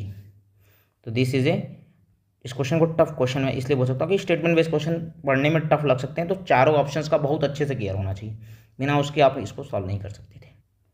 नेक्स्ट क्वेश्चन करा what is the maximum number of electron that can associated with the following set of quantum number, n equal to 3 है, l equal to 1 है और ml is equal to -1 है। तो ये तो हम कह सकते हैं l इजिकल टू 1 किसके लिए होता है, p ऑर्बिटल के लिए, तो ये 3p ऑर्बिटल है। और इसमें ml इजिकल टू -1, मतलब इन्होंने अगर m नहीं दिया होता तो वो सारी 3p सबसेल के लिए हो जाता, लेकिन यहाँ पर कोई है pz या px या py में से कोई, तो pz हो गया, p मान लेते हैं px हो गया, जो भी हो गया, तो क्या हो जाएगा मैक्सिमम तुम्हारा क्या, एक ऑर्बिटल की कहानी, और एक ऑर्बिटल में मैक्सिमम 2 इलेक्ट्रॉन भर सकते हैं, वन ऑर्बिटल में मैक्सिमम 2 इलेक्ट्रॉन भर सकते हैं। ठीक है, तो एक ऑर्बिटल की कहानी है, तो मैक्सिमम कितने, 2। तो बोल रहा है कितने मैक्सिमम नंबर इलेक्ट्रॉन भर सकते हो, ml -1 देने का मतलब वो एक ही की बात कर रहा है। तो अगर ml ना दिया होता तो हम समझ जाते तीनों के लिए बात कर रहा है तो 6 हो जाता, लेकिन 3p का कोई एक होगा, या तो px py और pz में से कोई हो सकता है। ठीक है, तो एक ऑर्बिटल की बात किया है, और एक ऑर्बिटल में मैक्सिमम कितने इलेक्ट्रॉन हो सकते हैं, एक ऑर्बिटल में मैक्सिमम 2 इलेक्ट्रॉन फिल कर सकते हैं। तो this is a good level question, क्योंकि हमें इंटरप्रेट सही करना पड़ेगा, तो इसको मीडियम लेवल का सवाल मान सकते हैं, क्योंकि अगर इंटरप्रेट हम लोगों ने गलत कर लिया तो 6 इलेक्ट्रॉन भी मार सकते हैं, जो कि ऑप्शन में दिया हुआ है। नेक्स्ट क्वेश्चन कर रहा है the outer electronic configuration of gadolinium. Gadolinium का आउटर इलेक्ट्रॉनिक कन्फिगरेशन इसका याद होना चाहिए 4f7 5d1 6s2। इसको हम लोगों ने एफ ब्लॉक में काफ़ी डिटेल में डिस्कस किया, तो वहाँ आप इसका जब इसका आएगा हमारा नीट के सीरीज़ का एफ ब्लॉक क्वेश्चन, तो उसको देख लेना। ठीक है, जिसमें हम last 37 year P Y Q किए, तो ये क्वेश्चन वहाँ भी आया हुआ है, तो उसको वहाँ पर आप देख सकते हैं। ठीक है, this is a easy level question, क्योंकि यहाँ बस इन्फॉर्मेशन हमें इलेक्ट्रॉनिक कन्फिगरेशन एफ ब्लॉक के लिए लिखने आना चाहिए। नेक्स्ट क्वेश्चन करा according to the law of photochemical equivalence of the energy absorbed in energy पर अर्ग पर मोल इस गिवन एच की वैल्यू दे दिया, सी की वैल्यू दे दिया और एन की वैल्यू दे दिया। तो इसके लिए हमें फॉर्मूला सिंपल सा पता होना चाहिए। फॉर्मूला तो ये is equal to HC Na upon lambda. हमें एनर्जी किस में चाहिए, अर्ग पर मोल, उसके लिए एच की वैल्यू भी अर्ग में दी है, तो पहले हम यूज कर लेंगे। ये अर्ग सेकंड है, ठीक है, सेकंड नहीं लिखा था, उसको देख लेना। तो एच की यूनिट होगी अर्ग सेकंड, और सी की वैल्यू होती है सेंटीमीटर पर सेकंड, और एन की होती है मोल इनवर्स। और यहाँ पर HC Na अपॉन लैम्डा होगा, यहाँ पर Na अपॉन लैम्डा। तो अगर मैं इस फॉर्मूले को फिर से एक बार लिख ही देता हूँ दोबारा फिर से, तो एनर्जी का फॉर्मूला जो हो रहा है HC Na upon lambda, Na मतलब Na नंबर ऑफ एटम के लिए। तो ये हो जाएगा हमारा, H की वैल्यू है अर्ग सेकेंड, C की वैल्यू है सेंटीमीटर पर सेकेंड, Na की वैल्यू है पर मोल, और हमें पर मोल में चाहिए तो लैम्डा को भी किस में, सेंटीमीटर में रखना पड़ेगा। सेंटीमीटर से सेंटीमीटर चला जाएगा, सेकंड से सेकंड इनवर्स चला जाएगा, बचेगा क्या, अर्ग, और किस में चाहिए, अर्ग पर मोल मिल जाएगा, अक्स पर मोल मिल जाएगा। अब सवाल इसको सॉल्व करने का, तो H की वैल्यू दी हुई है 6.62 इंटू 10 की पावर 17, C की वैल्यू दी हुई है 3 इंटू 10 की पावर 10 सेंटीमीटर पर सेकेंड, और हमारा Na की वैल्यू है 6.02 इंटू 10 की पावर 23 डिवाइडेड बाई लैम्डा। यहाँ से एनर्जी क्या आ जाएगी, एनर्जी आ जाएगी 1.196 इंटू 10 की पावर 8 लैम्डा अर्ग पर मोल, ये हमारी एनर्जी की वैल्यू आ जाएगी। ठीक है, नेक्स्ट क्वेश्चन कर रहा है the orbital angular momentum of P electron. P electron के लिए एल की वैल्यू क्या हो जाएगी, 1, फार्मूला वही है, क्या होगा, OAM का फार्मूला वही है, orbital angular momentum root l multiply l plus 1, root के बाहर हो जाएगा h/2 तो सिंपल सा क्या करना है, एल की वैल्यू 1 हो जाएगी, तो 1 मल्टीप्लाई 1 प्लस 1 क्या आ जाएगा h/2, यहाँ पर ये तो कोई रूट नहीं है, तो ये आ जाएगा √2 मल्टीप्लाई बाई h/2, और √2 से एक 2 चला जाएगा, तो √2 बचेगा, तो आंसर क्या आ जाएगा h/√2। तो ये ऑर्बिटल एंगुलर मोमेंटम की वैल्यू हो जाएगी h/√2। तो ऑप्शन तुम्हारा हो जाएगा ए is the correct answer. Okay, next question कर रहा है the correct set of 4 quantum number for the valence electron of rubidium. तो वैलेंस इलेक्ट्रॉन मतलब आउटर मोस्ट इलेक्ट्रॉन रुबिडियम का हमें बताना है। तो हमें बताया रुबिडियम एस ऑर्बिटल का, एस ब्लॉक का एलिमेंट है, तो लास्ट इलेक्ट्रॉन एस ऑर्बिटल में होगा। अब देख लेते हैं कन्फिग्रेशन से, 37 एटॉमिक नंबर है, तो बस वही तरीका 1s2 2s2 2p6 3s2 3p6 4s2 3d10 4p6। यहाँ तक हमारे कितने हो गए, 36 इलेक्ट्रॉन हो गए। तो 5s1 मतलब लास्ट इलेक्ट्रॉन यहाँ आएगा। अब 5s1 की सारी क्वांटम नंबर की बात करना है, तो n की वैल्यू तो 5 दिख रही है, एस ऑर्बिटल है तो l की वैल्यू 0 हो जाएगी, l की वैल्यू 0 तो m की वैल्यू भी 0 हो जाएगी, और स्पिन की value plus half minus half में कोई, तो यहाँ प्लस हाफ सारे ऑप्शन दिख रहा है तो प्लस हाफ ले लेंगे। तो n 5 l 0 m0 और s प्लस हाफ। तो केवल ये ऑप्शन सी में दिख रहा है, तो ये क्वेश्चन सॉल्व हो गया। तो this is a medium level question. Concept हमें पता होना चाहिए कि कैसे पहले इलेक्ट्रॉन फिल करना है, फिर लास्ट इलेक्ट्रॉन के लिए हमें सारी कहानी बता देनी है, सारे प्रिंसिपल क्वांटम नंबर के बारे में बता देना है। नेक्स्ट क्वेश्चन कर रहा है maximum number of electron in subshell with n equal to 3 और n इजिकल टू 4 में बताना है। तो n equal to 3 n equal to 4 l equal to 3 मतलब 4f ऑर्बिटल की बात कर रहा है। और f ऑर्बिटल मैक्सिमम कितने 7 बॉक्स होते हैं, 7, और हर एक में 2 2 इलेक्ट्रॉन 1 2 3 4 5 6 7। तो 2 2 इलेक्ट्रॉन अगर मैं भरूंगा टोटल, मतलब एक एक करके ही भरते हैं, तो मैक्सिमम कितने हो जाएंगे 14 इलेक्ट्रॉन। तो 14 इलेक्ट्रॉन मैक्सिमम भर सकते हैं, तो option A is the correct answer. तो ये बेसिक क्वेश्चन है, this is easy level question. पहले हमें देखना है कौन से ऑर्बिटल की बात कर रहा है, फिर उसमें इलेक्ट्रॉन कितने, उसमें कितने होंगे सबसेल, और उसको बस काउंट करके नंबर ऑफ इलेक्ट्रॉन बता दें। नेक्स्ट क्वेश्चन कर रहा है according to Bohr theory which of the following electronic transition in hydrogen atom will give rise to the least energetic photon. हमें फोटोन की एनर्जी के बारे में बताओ। इसके लिए हमें थोड़ा एनर्जीज की वैल्यू याद रखनी पड़ेगी। जैसे अगर हम बात करें तो एनर्जी के पॉइंट ऑफ व्यू से, तो हमें पता है एनर्जी लेवल में बनाने जा रहा हूँ, n इजिकल टू 1 है ये हमारा, इसकी एनर्जी आती है -13.6। थोड़ा सा स्पेस और इधर बचा लेते हैं। तो E1 की वैल्यू आती है -13.6। फिर E2 की वैल्यू, इसके बीच में थोड़ा एनर्जी गैप ज़्यादा रहेगा, E2 हमारा आता है -3.4। E3 फिर हमारा आ जाता है -1.51, सब इलेक्ट्रॉन वोल्ट में। E4 हमारा आ जाएगा -0.85। E5 हमारा आ जाएगा -0.54 और E6 हमारा आ जाएगा -0.37। और ये सब एनर्जी की बढ़ती हुई एनर्जी का ऑर्डर है, एनर्जी ऑर्डर। ठीक है, अब देख लेना सबसे ज़्यादा हमें डिफरेंस ऑफ एनर्जी कहाँ मिलेगा, कौन से फोटॉन का। तो सबसे पहले हमारा क्या है, n इजिकल टू 6 to 1। तो n इजिकल टू 6 to 1, ये लेवल 1 है, n इजिकल टू 1, ये लेवल 2 है, ये लेवल 3 है, ठीक है, ये लेवल 4 है, लेवल 5 और ये लेवल 6। तो n इजिकल टू 6 to 1 तो काफ़ी हायर एनर्जी का है, तो हमें लिस्ट बताना, तो ये तो होने वाला नहीं। n इजिकल टू 5 to 4 की अगर मैं बात करूँ, तो n इजिकल टू 5 to 4 की बात करूँ, तो ये लेवल है, इसका एनर्जी है ये, इससे तो कम है, काफ़ी कम हो सकता है। n इजिकल टू 6 to 5 ये लेवल और छोटी वैल्यू हो रही है ना, कम वैल्यू हो रही है। और अब n equal to 5 to 3, n equal to 5 to 3 ये लेवल तो सबसे हो रहा है, तो n इजिकल टू 5 to 3 ये लेवल, तो सबसे छोटा डिफरेंस यही वाला है। तो मतलब n इजिकल टू 6 to 5 तक में लिस्ट इनर्जेटिक फोटॉन होगा। तो ऑप्शन हमारा क्या हो जाएगा, n इजिकल टू 6 to 5 मतलब सी इज़ द करेक्ट आंसर। तो ये एनर्जी वैल्यू से हम डायरेक्ट इस क्वेश्चन को सॉल्व करने का तरीका यही, एनर्जी वैल्यू याद कर लो, तो आपका क्वेश्चन कभी गलत नहीं होगा। This is a medium level सवाल, और इस तरह क्वेश्चन काफ़ी आते हैं, list energetic, most energetic, second most energetic, second list energetic photon के क्वेश्चन आते रहते हैं। ये कॉन्सेप्ट काफ़ी तगड़ा कॉन्सेप्ट है। नेक्स्ट क्वेश्चन हमें बता रहा है n इजिकल टू 6 के लिए the correct sequence of filling of electron will be. तो हमें ये पता है ns n-2f ये होता है ns, फिर n-2f, फिर n-1d और फिर np। जैसे हम लोग लिखते हैं 6s 4f 5d 6p। तो ये हमारा n इजिकल टू 6 के लिए लिखने का तरीका होता है ना। तो इसमें देख लो कौन सा है कि मतलब n फिर n-2 हो गया, 6-2 फिर n-1d, फिर ये देख लो ns के बाद n-2f किसमें आ रहा है, इसमें आ रहा है, फिर n-1d फिर np। तो ऑप्शन इज द इसके लिए बेस्ट ऑप्शन बैठ रहा है। तो this is a easy level question. बस आपको इसके लिए ये एनर्जी लेवल याद होना चाहिए, उसके लिए मैंने बताया ये तरीका कि कैसे याद करना है। नेक्स्ट क्वेश्चन क्या कर रहा है, the energy of E1 and E2 of two radiations are 25 electron volt. मतलब E1 की वैल्यू 25 इलेक्ट्रॉन वोल्ट दिया है और E2 की वैल्यू दे दिया है 50 इलेक्ट्रॉन वोल्ट।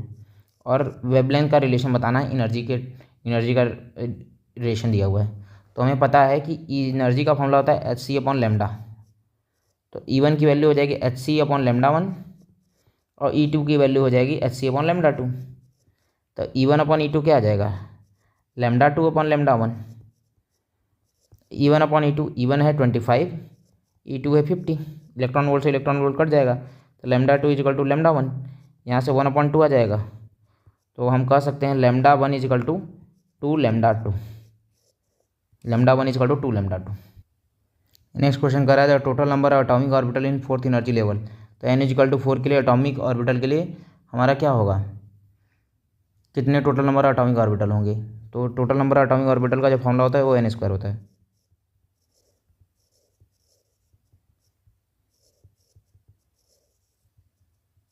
तो 4 ऑर्बिटल है तो 4 का स्क्वायर मतलब 6 एटॉमिक ऑर्बिटल्स हो जाएंगे, ठीक है, मतलब 16 हो जाएंगे। हम ऑर्बिटल कैसे बता सकते हैं, जैसे 4 है तो 4s 4p 4d और 4f। तो 4 में 1 होगा, इसमें 3 होंगे, इसमें 5 होगा और इसमें कितने होंगे, 7 होंगे। तो 1 + 3 + 5 + 7 तो हो जाएगा 16। तो इस तरह से 16 ऑर्बिटल आता है, ठीक है। तो total number atomic orbital n² इस तरह से होता है। तो ये फार्मूला पता होना चाहिए। This is a medium level question. बाकी हम लोगों ने एनालाइज करके बता दिया कैसे होता है। नेक्स्ट क्वेश्चन क्या करा है, a 0.66 kg ball is moving with speed of 100 metre पर second, the associated wavelength will be h की वैल्यू दे दी है। तो ये डी ब्रॉगली वेवलेंथ का क्वेश्चन है। फार्मूला है λ=h1mv। तो लैम्डा हमें पता है और लैम्डा निकालना है, h हमें पता है प्लैंक कांस्टेंट की वैल्यू, m मास दे दिया बॉल का, वेलोसिटी दे दिया है, ठीक है। तो अगर डी ब्रॉगली वेवलेंथ इसके लिए निकालें तो आ जाएगा 6.6 × 10⁻34। मास दे दिया है 0.66 × 100। तो ये तो हमें पता है क्या, ये 10 टाइम्स में चला जाएगा, ये आ जाएगा 10⁻33 और 10⁻35। तो क्या आ जाएगा वो 10 की पावर लैम्डा की वैल्यू 1 × 10⁻35 मीटर। तो ऑप्शन सी की वैल्यू इसके लिए ऑप्शन सी हो जाएगा। तो आंसर सी। तो अगर इस की बात करें तो this is a very easy level question, हमें बस फार्मूला पुट करना, क्वेश्चन सॉल्व हो जाएगा। नेक्स्ट क्वेश्चन हमारा है question number 42, which of the following is not permissible arrangement of electronics. तो इस तरह क्वेश्चन हम लोगों ने पहले ही कर लिया था। हम लोगों ने बोला क्या था कि एन तो हमारा पता ही है क्या हो जाएगा, 1 2 3 4 dash dash dash n. L की वैल्यू n-1 होगी, जितनी होगी उतनी। एल कभी नॉट इक्वल टू एन हो ही नहीं सकता। एम की वैल्यू जो होगी, जितनी एल की वैल्यू होगी उसके जो भी एल की वैल्यू होगी उसी से रेंज -L to L चला जाएगा। और स्पिन की वैल्यू +½ और -½ हो सकती है। तो इसमें कोई प्रॉब्लम नहीं, या तो +½ या तो -½ अब हमें देखना है कि क्या क्या ऑप्शन सही बैठेगा। तो जैसे हम लोगों ने इसके लिए एग्जांपल लिया था कि अगर n की वैल्यू 5 है तो l की वैल्यू 5 नहीं हो सकती, कम होगी, 4 3 2 1 0।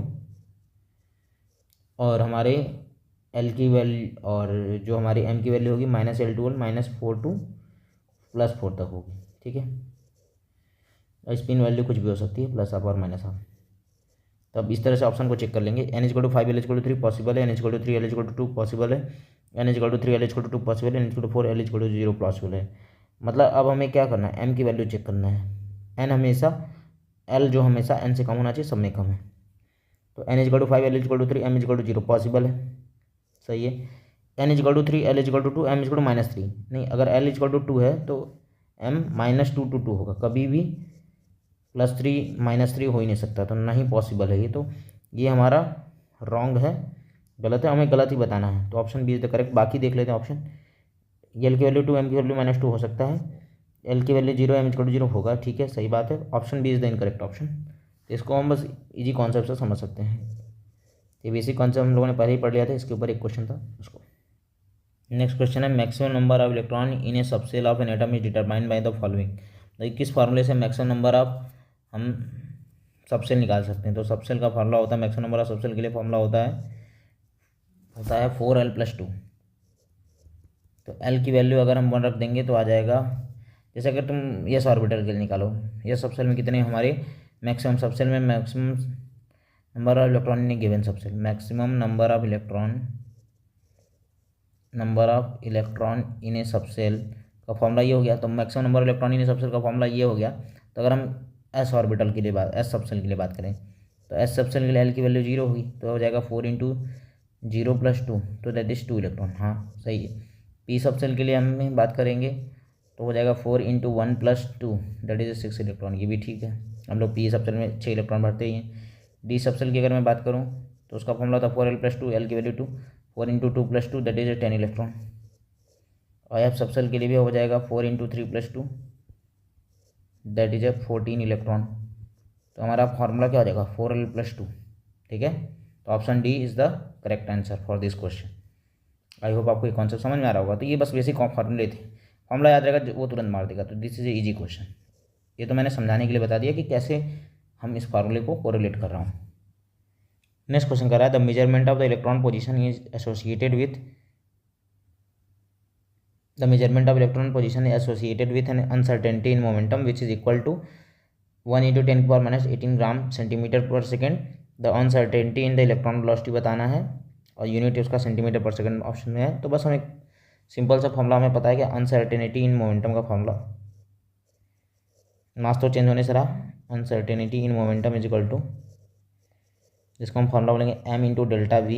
इसकी वैल्यू दी हुई है क्या 10⁻⁻18 ग्राम सेंटीमीटर पर सेकेंड। ठीक है, और हमें निकालना क्या है uncertainty in velocity. Uncertainty in velocity निकालना है, मतलब डेल्टा वी निकालना है। डेल्टा वी हमें निकालना है। तो अगर मैं इस फॉर्मूले में पुट कर दूँ 9.9 × 10⁻⁻28 ये ग्राम है, डेल्टा वी वेलोसिटी निकालना है, और ये 10⁻⁻18 ग्राम सेंटीमीटर पर सेकेंड दिया हुआ है।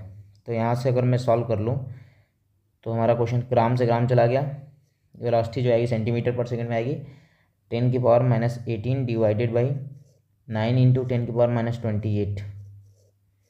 तो इसको अगर मैं सॉल्व किया तो 10⁻⁻10 डिवाइडेड बाई 9, इसको सॉल्व कर दूंगा तो यह आ जाएगा 1.1 मतलब +10 1.1 × 10⁻9 सेंटीमीटर पर सेकेंड के आसपास आ जाएगा। तो ऑप्शन सी इसके लिए बेस्ट ऑप्शन हो जाएगा। Option C is the correct answer. बस ये कैलकुलेशन थोड़ा देखना है, दिस इज मीडियम लेवल सवाल, बस कैलकुलेशन देख लेना है और ये फॉर्मूला पता होना चाहिए। नेक्स्ट क्वेश्चन हमारा है कह रहा है the uncertainty in position and momentum are equal. That is question ये कहना चाह रहा है कि डेल्टा एक्स और डेल्टा पी इक्वल है। तो अनसर्टेनिटी इन वेलोसिटी बताओ, डेल्टा वी बताओ। तो हमें from Heisenberg uncertainty principle HUP, Heisenberg uncertainty principle short में HUP, हमें पता है delta p dot delta x is greater than और इक्वल टू h/4π। इसका यूज़ कर लेंगे तो डेल्टा पी डेल्टा एक्स को भी डेल्टा पी लिख सकते हैं, is greater than equal to h/4π। तो हम यहाँ क्या लिख सकते हैं डेल्टा पी का square is greater than equal to h/4π। ठीक है, अब बस हम इसको अगर मैं डेल्टा पी यहाँ से लिख दूँ तो ये आ जाएगा greater than equal to h/π root में और 1/2 बाहर। लेकिन हमें निकालना क्या है डेल्टा पी को हम बोल सकते हैं क्या m इंटू डेल्टा पी, यहाँ से क्या गया greater than equal to 1/2π root में h/π, और डेल्टा पी को बोल सकते हैं m into delta v is greater than equal to 1/2 root h/π। तो डेल्टा वी क्या आ जाएगा greater than equal to 1/2m root h/π। ये हमारा फॉर्मूला आ जाएगा। तो ये द अनसर्टेनिटी इन वेलोसिटी का फॉर्मूला आएगा 1/2m root h/π। Option C is the correct answer. तो ये रिलेशन पता होना चाहिए, फिर वैल्यूज पुट करके अनसर्टेनिटी इन वेलोसिटी निकाल लेंगे। This is a medium level question, बस क्वेश्चन को डिकोड करना था।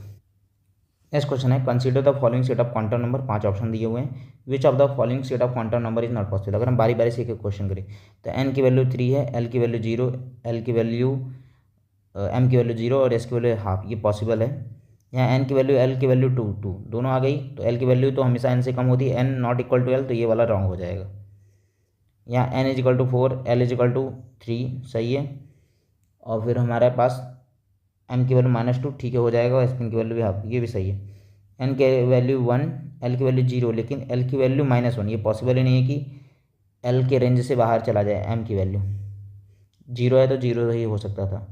या n की वैल्यू 3, l की वैल्यू 2, m की वैल्यू 3 नहीं हो सकता, क्योंकि कभी भी -2 से 2 ही होगा, क्योंकि l की वैल्यू 2 के लिए, तो ये भी गलत है। हमें बताना है कौन सा which are the following quantum number set is not possible. तो सेकेंड नहीं पॉसिबल है, फोर्थ नहीं पॉसिबल है, एंड फिफ्थ नहीं पॉसिबल है। ये 3 क्वांटम नंबर नहीं पॉसिबल है, सेकेंड, फोर्थ एंड फिफ्थ। तो ये ऑप्शन बी इसका आंसर है। This is basic easy question, क्योंकि बस हमें पहचानना था NLM वैल्यूज से। नेक्स्ट क्वेश्चन कर रहा था मास ऑफ इलेक्ट्रॉन दे दिया है, प्लांक कांस्टेंट भी दे दिया है, uncertainty in velocity, uncertainty involve in the measurement of velocity with A distance of 0.1 angstrom. मतलब हमारे पास डेल्टा एक्स की वैल्यू पता है अनसर्टेनिटी इन पोजीशन, और हमें निकालना क्या है अनसर्टेनिटी इन वेलोसिटी। तो फॉर्मूला सिंपल सा होगा delta x into m into delta p, जिसे मैं डेल्टा पी बोल रहा हूँ, इज इक्वल टू h/4 इस तरह से रख के हम सॉल्व कर सकते हैं। तो हम रख देंगे वैल्यूज़। डेल्टा एक्स मतलब 0.1 एंगस्ट्रॉम मतलब 0.1 इंटू 10⁻⁻10 मीटर। मास एसआई यूनिट में 9.11 इंटू 10⁻31 kg। डेल्टा भी हमें निकालना है। एच की वैल्यू में दिया हुआ है 6.626 इंटू 10⁻34। 4 पाई मतलब 4 इंटू 3.14। तो सारे को इधर ले आकर डिवाइड कर देंगे। डेल्टा भी इज इक्वल टू हो जाएगा 6.626 into 10⁻34 divided by 4 into 3.14 multiply by 6 मतलब 0.1 ये 0.1 multiply by 10⁻10 multiply by 9.11 into 10⁻31। बस इसी को हमें क्या करना है, सॉल्व कर लेंगे। और सॉल्व करने के बाद हमारा आ जाएगा आंसर 5.79 इंटू 10⁻6 मीटर पर सेकेंड। ये हमारा आ जाएगा अनसर्टेनिटी इन वेलोसिटी। सिंपल बस फार्मूला पुट करके आंसर ले आना है। कैलकुलेशन थोड़ा टफ है, तो option B is the correct answer. तो this is a medium level question because of calculation. बाकी फार्मूला सिंपल है, delta x into delta P is equal to h/4 और डेल्टा पी को एम डेल्टा भी लिख दिया गया है। डेल्टा एक्स एम पता था, डेल्टा भी निकाल लिया है। नेक्स्ट क्वेश्चन कर रहा है the orientation of atomic orbital is given by. Principal quantum number बताता है साइज, एजीमुथल क्वांटम नंबर बताता है शेप, और स्पिन क्वांटम नंबर बताता है स्पिन के ऑफ द इलेक्ट्रॉन, और magnetic quantum number orientation of the orbital. तो ओरिएंटेशन बताने के लिए magnetic quantum number, option D is the correct answer. This is the easy question, information based question. Next question हमारा कर रहा है the energy of second bore orbit of hydrogen atom is -328 kilo joule per mole. Is the energy of the fourth Bohr orbit would be. मतलब hydrogen atom की बात कर रहा है, तो एनर्जी होता है डायरेक्टली प्रोपोर्शनल टू Z² हम लोगों ने पढ़ा है 13.6 वाले फॉर्मूले से। तो अगर मैं सिंपली अगर मैं यहाँ से करूँ, अगर जेड सेम हो जाए मतलब एटॉमिक नंबर सेम हो जाए, तो energy is inversely proportional to n²। तो अब हमें देख लेना किस ऑर्बिट की बात कर रहा है, सेकंड की बात कर रहा है और फोर्थ की बात कर रहा है। हमें निकालना है फोर्थ के लिए, तो E4 ऊपर रख दे रहे हैं, E2 नीचे रख दे रहे हैं, और यहाँ पर हमारा n² क्या होगा n मतलब फोर्थ ऑर्बिट में, तो यहाँ हम लिख सकते हैं n4 n2 का स्क्वायर अपन n4 का स्क्वायर। तो E4 अपन E2 की वैल्यू दे दी है -82। E4 निकालना है, n2 का स्क्वायर मतलब 2 का स्क्वायर अपॉन क्या हो जाएगा 4 का स्क्वायर। तो E4 की वैल्यू क्या आ जाएगी 4/16 मल्टीप्लाई बाई ये आएगी -328 है, और ये हमारा क्या होगा बस मल्टीप्लाई कर देना है -328 से। 4 4 जा 16 और यहाँ मल्टीप्लाई करेंगे तो E4 की वैल्यू आ जाएगी -82। क्या आ जाएगी -82 किलो जूल पर मोल। तो फॉर्मूले में रख के बस आंसर निकाल लेना है। नेक्स्ट क्वेश्चन हमारा कर रहा है the frequency of radiation immediate when the electron falls from n = 4 to n = 1 in the hydrogen atom will be. Ionisation energy दी हुई है, आयनाइजेशन एनर्जी दी हुई है 2.18 इंटू 10⁻−18 जूल पर एटम। पहले तो हमें क्या करना है, हमें सबसे पहले इसको कोरिलेट करना है अपने एनर्जी वाले फार्मूले से कि इतने चेंज के लिए एनर्जी कितनी आएगी जूल पर एटम में। तो एनर्जी का एक फार्मूला होता है -13.6 Z² और 1/n1² -1/n2²। ये फार्मूले से हम क्या निकालते हैं, जो एनर्जी आएगी वो इलेक्ट्रॉन वोल्ट पर एटम में आएगी। लेकिन यहाँ हमें जूल पर एटम के लिए तो हमें जो चेंज इन एनर्जी हमें निकालना है डेल्टा ई, उसके लिए जब फार्मूला लगाते हैं तो वो होता है -21.76 इंटू 10⁻−19 Z² मतलब रहेगा जो भी हमारा एटम रहेगा, यहाँ तो हाइड्रोजन एटम है, Z² 1/n1² -1/n2², और ये जो एनर्जी आएगी जूल पर एटम में आएगी। तो इसी वाले वैल्यू में पुट कर देंगे, ताकि हम कैलकुलेशन सिंपल करेंगे। तो डेल्टा ई आ जाएगा -21.76 इंटू 10⁻−19 Z² मतलब 1 का स्क्वायर 1/n1² मतलब 1/4² -1/n2² मतलब 1/1 का स्क्वायर। बस इसी को सॉल्व करना है। अगर इसको सॉल्व कर लेंगे तो हमारा काम हो जाएगा। तो इसको सॉल्व करके जो हमारा आंसर आएगा वो आएगा 20.40 इंटू 10⁻−19 जूल पर एटम। अब ये हमारा आ गया है, लेकिन हमें निकालना क्या है फ्रीक्वेंसी। तो फ्रीक्वेंसी क्या हो जाएगा h न्यू की वैल्यू निकालनी है। तो बस 20.40 इंटू 10⁻19 को डिवाइड कर देना है 6.626 इंटू 10⁻34 जूल सेकेंड को। तो हमारा आ जाएगा फ्रीक्वेंसी आ जाएगी, फ्रीक्वेंसी हमारी आ जाएगी क्या 3.0 079 इंटू 10⁻15 सेकेंड इनवर्स, जो कि क्लोज है 3.08 के, which is equal to the 3.08 into 10⁻15 second inverse. तो option C is the correct answer. तो दिस इज़ वेरी, मतलब इसको टफ नहीं बोल सकते, फॉर्मूला पता होना चाहिए, सब कुछ पता होना चाहिए। This is tough question category, क्योंकि इस तरह क्वेश्चन प्रैक्टिस नहीं करते हैं। इस तरह क्वेश्चन एग्जाम के पॉइंट ऑफ व्यू से काफ़ी इंपॉर्टेंट है। नेक्स्ट क्वेश्चन कर रहा है, द वैल्यू ऑफ प्लॉन्क कांस्टेंट दिया हुआ है, द वेलोसिटी ऑफ लाइट भी दे दिया है, which value is closest to the wavelength in nanometre of the quantum light with the frequency दे दिया है, वैल्यू निकालना है, वेलोसिटी दिया है। मतलब प्लॉन्क कांस्टेंट का यहाँ भी यूज नहीं होगा। एक फॉर्मूला हम लोगों ने इसी तरह किया था। तो फॉर्मूला क्या होता है, C equal to F into lambda. Lambda निकालना है तो क्या करना है, सी अपॉन एफ कर देना है। सी की वैल्यू है 3 इंटू 10⁸ मीटर पर सेकेंड। अब फ्रीक्वेंसी की वैल्यू क्या है, फ्रीक्वेंसी की वैल्यू है तुम्हारी 8 इंटू 10⁻15 सेकेंड इनवर्स। हमारा जो आएगा वो वेवलेंथ आ जाएगा, वो आ जाएगा करीब, सॉल्व करने पे हमारा आएगा 37.5 नैनोमीटर, और जो कि हमारे पास इक्वल है 4 इंटू 10⁻1 के आसपास। तो इसी को मान लेंगे option C is the correct answer. तो ये अप्रॉक्सीमेट में खेल लेंगे इस क्वेश्चन को सॉल्व करने के लिए। तो ये हमारा 4 नैनोमीटर के आसपास हमारा आ जाएगा। ठीक है, 4 इंटू 10⁻1, तो ये ऑप्शन मतलब 40 नैनोमीटर के पास आ जाएगा, और हमें 4 इंटू 10⁻1 ही क्या होगा, 40 होगा। ठीक है, तो ये बस हमें फार्मूला लगाना था, क्वेश्चन सॉल्व कर लेना था, और बस अरेंज करना था जिस फॉर्म में हमें आंसर दिया है। This is a medium question, क्योंकि अरेंज भी करना है। नेक्स्ट क्वेश्चन करा, in an hydrogen atom the energy of first excited stage is -3.4 electron volt, then find out the kinetic energy of the same orbit of hydrogen atom. तो question काफ़ी easy है। तो यहाँ में फर्स्ट एक्साइटेड स्टेट मतलब n=2 की energy दे दी, और उसी ऑर्बिट के लिए बताना है। तो हमें पता ना, सेम ऑर्बिट के लिए हमें एक फॉर्मूला हम लोगों ने लिखा था कि जो हमारा काइनेटिक एनर्जी होता है वो minus times of total energy होता है, और equal to minus times of potential energy divided by 2। ये हमें रिलेशन याद होना चाहिए, इतने के बराबर होगा। हमें टोटल एनर्जी दिया है तो काइनेटिक एनर्जी आराम से निकल जाएगा। Kinetic energy equal to minus times of total energy, मतलब -3.4। तो काइनेटिक एनर्जी आ जाएगा प्लस का 3.4 इलेक्ट्रॉन वोल्ट। क्या आ जाएगा, प्लस का 3.4 इलेक्ट्रॉन वोल्ट। तो option A is the correct answer. ये रिलेशन पता हो तो क्वेश्चन इजीली हो जाएगा। This is easy level question. यहाँ ऑर्बिट भी नहीं चेंज किया तो चीज़ें और आसान हो गई। नेक्स्ट क्वेश्चन करा, अगर हम diatomic molecule, main axis of diatomic molecule is z, molecular orbital p x and p y overlap to form which of the following. मतलब अगर हमारे पास पी एक्स ऑर्बिटल और पी वाई ऑर्बिटल है, मान लेते this is our p x orbital, मतलब अगर मैं इसको एक्स एक्सिस मान लेता हूँ तो this is simply our p x orbital. थोड़ा अच्छे से बना लेता हूँ। तो अगर हमारा ये पी एक्स ऑर्बिटल है, this is A P x, x axis मान लिया, और हमारा ये पी वाई ऑर्बिटल है, जैसे में पी वाई ऑर्बिटल हमारा ये है, this is P x orbital और पी वाई। तो अगर मैं इसको परपेंडिकुलर एक्सिस पे ले आऊँ, तो परपेंडिकुलर एक्सिस पे अगर ये मतलब पी जेड इसके परपेंडिकुलर ही होगा। जैसे अगर मैं मान लेता हूँ this is x, this is y and this is z, तो ये एक्स एक्सिस पे और ये वाई एक्सिस पे। तो अगर ये परपेंडिकुलर होगा और परपेंडिकुलर आएगा जेड एक्सिस के थ्रू आएगा ये, तो हमेशा पाई मॉलिक्यूलर ऑर्बिटल ही बनाएगा, सिग्मा नहीं बना सकता, हेड टू हेड नहीं बना सकता। साइड वाइज ही ओवरलैपिंग होगी, या side wise overlapping takes place. तो pi molecular orbital will be form. Next question क्या करा है, the following set of quantum number of possible how many orbital.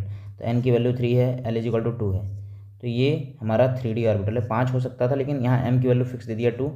तो 3D का एक कोई भी एक 5 में से कोई भी हो सकता है 3D सबसेल का। तो वन ऑफ द, तो ये वन ऑर्बिटल को ही बता रहा है। How many orbital, one orbital, क्योंकि एम की वैल्यू फिक्स कर दिया। एम की वैल्यू 1 तो 1 ऑर्बिटल, तो ए 1। नेक्स्ट क्वेश्चन, गिवन एनर्जी दे दिया है जूल में, करस्पॉन्डिंग वेवलेंथ निकालना है। अगर हमें स्पीड ऑफ लाइट और एच की वैल्यू दी है तो सिंपल एक ही फॉर्मूला लगेगा, energy equal to h c upon lambda. तो लैम्डा यहाँ से क्या आ जाएगा, h c upon e. H की वैल्यू पता है 6.626 into 10⁻−34। C speed of light पता है 3 इंटू 10⁸8 मीटर पर सेकेंड, और एनर्जी की वैल्यू पता है 3.03 इंटू 10⁻19 सॉल्व करेंगे तो हमारी वैल्यू आ जाएगी 656 इंटू 10⁻−9 मीटर, मतलब आ जाएगा 656 नैनोमीटर। तो ऑप्शन डी इसके हिसाब से करेक्ट आंसर हो जाएगा। तो this is a easy level question, बस हमें कैलकुलेशन आना चाहिए। नेक्स्ट क्वेश्चन में आइसो इलेक्ट्रॉनिक बताना है, तो बस इलेक्ट्रॉन काउंट कर लो। CO है 6 और 8, 14 इलेक्ट्रॉन। CN माइनस है 6 7 13 और 1 14, ये भी 14 इलेक्ट्रॉन। NO प्लस 7 8 15 प्लस 1 है तो घटा देंगे, ये भी 14 आ जाएगा। और C2 माइनस कार्बन 2 पे 12 और 2 निगेटिव से 2 तो 14। Option A is the correct option. बाकी सबको चेक कर लेंगे, बाकी सब में नहीं आएगा। तो this is easy level question isoelectronic का। आइसो इलेक्ट्रॉनिक किसे बोलते हैं? जिसके पास सेम नंबर ऑफ इलेक्ट्रॉन हो। Same number of electron is called isoelectronic. ये माइंड में रखना है।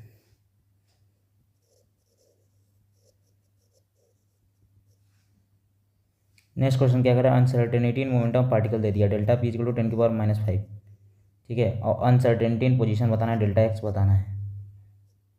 हमें सिंपल सा फॉर्मूला बताया, delta x into delta P is equal to H1/4 ये लगा देंगे।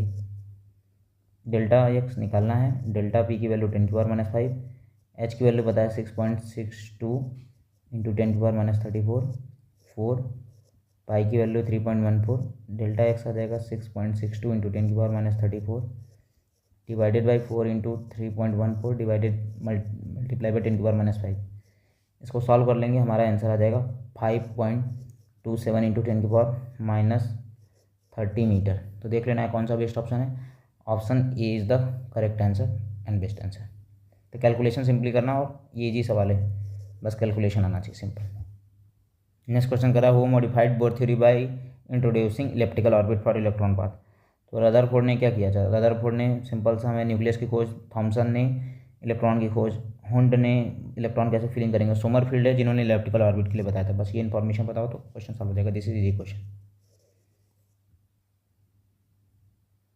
नेक्स्ट क्वेश्चन हमारा क्या करा है? The de Broglie wavelength of particle in mass 1 gram and velocity 100 metre पर सेकंड बताना है। तो बस सिंपल सा डी ब्रॉगली वेवलेंथ मतलब lambda h = h1 MB। H की वैल्यू पता है 6.63 इंटू 10⁻⁻, अच्छा ग्राम में है तो हमें याद रखना पड़ेगा, हमें यूनिट भी ग्राम में लेनी पड़ेगी। या फिर हम सिंपल सा हम क्या करेंगे, कैलकुलेशन इसको जूल में रख के और इसको किलोग्राम में रख के और वेलोसिटी को सेंटीमीटर पर सेकंड की जगह मतलब मीटर पर सेकंड में ही रख लेंगे। 6.63 इंटू 10⁻⁻34 या 62 जो भी है इंटू 10⁻⁻34। मास ऑफ इलेक्ट्रॉन मतलब मास ऑफ पार्टिकल 1 ग्राम मतलब 1 इंटू 10⁻³ kg हो जाएगा। वेलोसिटी हो जाएगा स्पीड ऑफ लाइट की, मतलब ये दिया हुआ है 100 मीटर पर सेकंड। स्पीड ऑफ लाइट कहाँ से? 100 मीटर पर सेकंड, यहीं से स्पीड ऑफ लाइट का यूज करेंगे नहीं, क्योंकि वेलोसिटी दिया हुआ है इसका पार्टिकल का, जिसकी वेलोसिटी। तो बस इतने को ही सॉल्व कर लेना। अब इतने को सॉल्व करने पे हमारा जो बेस्ट आंसर आ रहा है वो आ जाएगा 63 लिया तो 63 ले लेते हैं, क्योंकि इसी का टर्म में आएगा 6.63 इंटू 10 की पावर, यहाँ से -1 ऊपर जाएगा +1 तो 10⁻33 मीटर आ जाएगा। तो option C is the correct answer. Simple फार्मूले पे पुट करके कैलकुलेट कर लेंगे। तो this is a easy level सवाल। नेक्स्ट क्वेश्चन कह रहा है the first Bohr orbit of radius for hydrogen atom में दिया हुआ है 0.5। तो R1 की वैल्यू दिया हुआ है 0.53 एंगस्ट्रॉम। तो R2 की वैल्यू निकालना है। तो R1 की वैल्यू की अगर मैं बात करूँ, और हाइड्रोजन एटम के लिए ही बात कर रहा है, फर्स्ट एक्साइटेड स्टेट मतलब R2 की वैल्यू निकालना है। तो R2 की सिंपल क्या हो जाएगा, R1 मल्टीप्लाई बाय हाइड्रोजन की N1² ये होता है, क्योंकि R1 जो होता है वो A0 की वैल्यू पर डिपेंड करता है। तो बस यहाँ 0.53, N² की वैल्यू आ जाएगी 2² और Z की वैल्यू 1 आ जाएगी। तो सॉल्व कर लेंगे, आ जाएगा 2.12। ये एंगस्ट्रॉम है तो ये भी एंगस्ट्रॉम ही आएगा। सिंपल से इस कैलकुलेशन को कर लेंगे। तो this is also easy question. Next question कर रहा है in position of both electron and helium atom is known with 1 nanometre. Further the momentum of electron is known with 5 into 10⁻26 kg metre पर second. तो minimum uncertainty in the measurement of the helium atom, मतलब हमें position दोनों का delta x दिया हुआ है, किसका, इलेक्ट्रॉन का एंड प्रोटॉन का, दोनों बराबर है। वो कितने के बराबर है? 1 नैनोमीटर के बराबर है। और हमें डेल्टा एक्स और इलेक्ट्रॉन का पोजीशन पता हुआ है, और बोल रहा है कि मोमेंटम की वैल्यू दे दी है, डेल्टा बी मोमेंटम के लिए दे दिया है कितना, 5 इंटू 10⁻26 किलोग्राम मीटर पर सेकेंड। तो किसके लिए मोमेंटम, किसके लिए बता दिया गया, इलेक्ट्रॉन के लिए। तो बोल रहा है the minimum uncertainty in the measurement helium atom के लिए क्या होगा, तो इलेक्ट्रॉन और हीलियम एटम की बात कर रहा है। तो डेल्टा बी हीलियम के लिए बताना है। तो हमें according to Heisenberg uncertainty principle क्या बोलता है, तो product of uncertainty in position and uncertainty in momentum is constant. तो delta x into delta P is equal to constant, ये बोलता है। तो सेम डिस्टेंस के लिए ये भी क्या है, कांस्टेंट ही रहेगा। तो इसके लिए 50 जितना आ रहा है अनसर्टेनिटी इन मोमेंटम जितना इसके लिए आ रहा है सेम इसके लिए भी उतना ही आएगा, तो इसके लिए भी 5 × 10⁻26 किलोमीटर पर सेकेंड हो जाएगा। तो हमें सॉल्व कुछ नहीं करना है। सेम डिस्टेंस के लिए delta x into delta P constant होगा, तो सेम मोमेंटम आएगा, चाहे वो इलेक्ट्रॉन हो चाहे हीलियम एटम। तो कॉन्सेप्ट पता होना चाहिए। तो मीडियम लेवल का सवाल है, क्योंकि ये कॉन्सेप्ट के बिना हम नहीं कर सकते। कैलकुलेट क्या ही करेंगे जब ये कॉन्सेप्ट नहीं पता है कि delta x into delta P is constant. तो यहाँ अगर डेल्टा एक्स कॉन्स्टेंट है, डेल्टा पी जो यहाँ आ रहा है वो उसके लिए भी इतना ही आएगा। नेक्स्ट क्वेश्चन कर रहा है the ion that is isoelectronic with C with. तो कार्बन के पास 6 इलेक्ट्रॉन, ऑक्सीजन के पास 8 इलेक्ट्रॉन। 14 इलेक्ट्रॉन देख लेना किस में आएगा। तो वाले ऑप्शन में दिख रहा है 6 + 7 और 1 14 आ जाएगा। तो option A is the correct answer. तो this is also easy question. Next question करा what will be the longest wavelength line in Balmer series spectrum.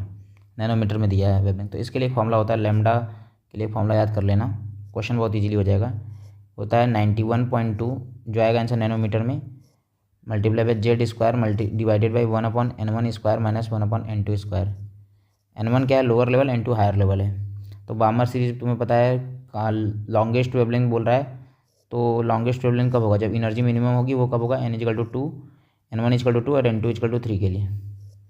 तो हमें बात कर लेना है, इन्हीं के लिए बात कर लेना है, इसी लेवल के लिए बात कर लेना है। तो बस 91.2 1 square 1/2 square minus 1/3 square solve कर लेंगे, जो भी आएगा 91.2 इधर 436 अगर मैं सॉल्व करूँ तो ये आ जाएगा 9 - 4 डिवाइडेड बाई 36। तो आ जाएगा 91.2 multiply by 36 divided by 5। Solve करेंगे आगे 656 nanometre. Option B is the correct answer. Next question हमारा बोर मॉडल क्वेश्चन है। बोला in the Bohr model of atom when electron jump from n = 1 to n = 3 how much energy will be emitted और absorb. तो ये question आसान है, लेकिन यहाँ यूनिट जो हमें निकालना है, अर्ग में निकालना है, तो उसी के लिए हमें यूनिट कन्वर्जन आना चाहिए। तो एक्चुअल में जो एनर्जी का फॉर्मूला होता है 13.6 Z² अगर डेल्टा ई जो एनर्जी डिफरेंस आएगा 1/n1 square minus 1/n2 square electron volt पर एटम पर मोल जो भी आता है। तो इसको हमें सॉल्व करना है अर्ग में। तो इसके लिए फॉर्मूला हम लोग एनालाइज करके निकाल रहे हैं, वो एक्चुअल में फॉर्मूला आएगा 13.6 Z² मल्टीप्लाई बाई, हमें जूल में बदलना है, फिर अर्ग में 96,500 करेंगे तो जूल में, फिर 10⁻7 मल्टीप्लाई करेंगे तो अर्ग में, multiply by 1/n1 square minus 1/n2 square. ये तो करेंगे साथ में साथ डिवाइड कर देंगे na से। तो एक्चुअल जो हमारा आंसर आएगा अर्ग में आएगा। अब इसी को हमें सॉल्व करना है। तो 13.6 मल्टीप्लाई बाई 1 का square multiply by 96500 multiply by 10⁻7 multiply by 1/1 square minus 1/3 square divided by 6.022 into 10⁻23। यहाँ सॉल्व करेंगे तो 13.6 96500 ये आ जाएगा ऊपर 10⁻16 डिवाइडेड बाई आ जाएगा 6.022 क्योंकि 7 - 23 - 16 ये आ जाएगा 8/9। जब इसको हम सॉल्व करेंगे तो हमारा आएगा 0.1936 इंटू 10⁻−10 अर्ग। कितना सॉल्व करने भी ये आंसर आएगा। तो option D is the correct answer. तो पहले हमें क्या करना है, जो हम इलेक्ट्रॉन वोल्ट पर मोल है उसको हमें अर्ग में बनाना है, तो वो हम इस फॉर्मूले से बना लेंगे। तो क्वेश्चन टफ क्वेश्चन है क्योंकि कैलकुलेशन बेस्ड है, यूनिट कन्वर्जन आना चाहिए तभी कर पाएंगे। तो this is a tough question. Next question है हमारा uncertainty in the position of electron moving with a velocity of 3 × 10⁻4 centimetre पर second accurate up to 0.001% will be use h/π in uncertainty expression where h = a दिया हुआ है। तो बस ये question थोड़ा सा सिंपल है और बस आराम से करना है और यूनिट का ध्यान रखना है कि यूनिट हमें कौन सा लेना है। तो सबसे पहले हमें क्या दिया हुआ है, हमें डेल्टा एक्स निकालना है। हमें निकालना क्या, हमें निकालना है डेल्टा एक्स और हमें मास दे दिया, हमें डेल्टा वी बोला है कि वेलोसिटी जो है 3 × 10⁻4 सेंटीमीटर पर सेकेंड है और वो 0.001% एक्यूरेट है, मतलब 10⁻−5 ऐसा टाइम बोल सकते हैं, क्योंकि 0.001% का मतलब क्या होता है अपॉन 100, मतलब आ जाएगा 10⁻−5। तो ये आ जाएगा 3 × 10⁻−1। तो डेल्टा वी की वैल्यू क्या आ जाएगी 0.3। अगर डेल्टा वी 0.3 आ गया तो बस हमें पुट करना है वैल्यू, हमें निकालना है डेल्टा एक्स। तो डेल्टा एक्स = हो जाएगा h/4πm डेल्टा वी।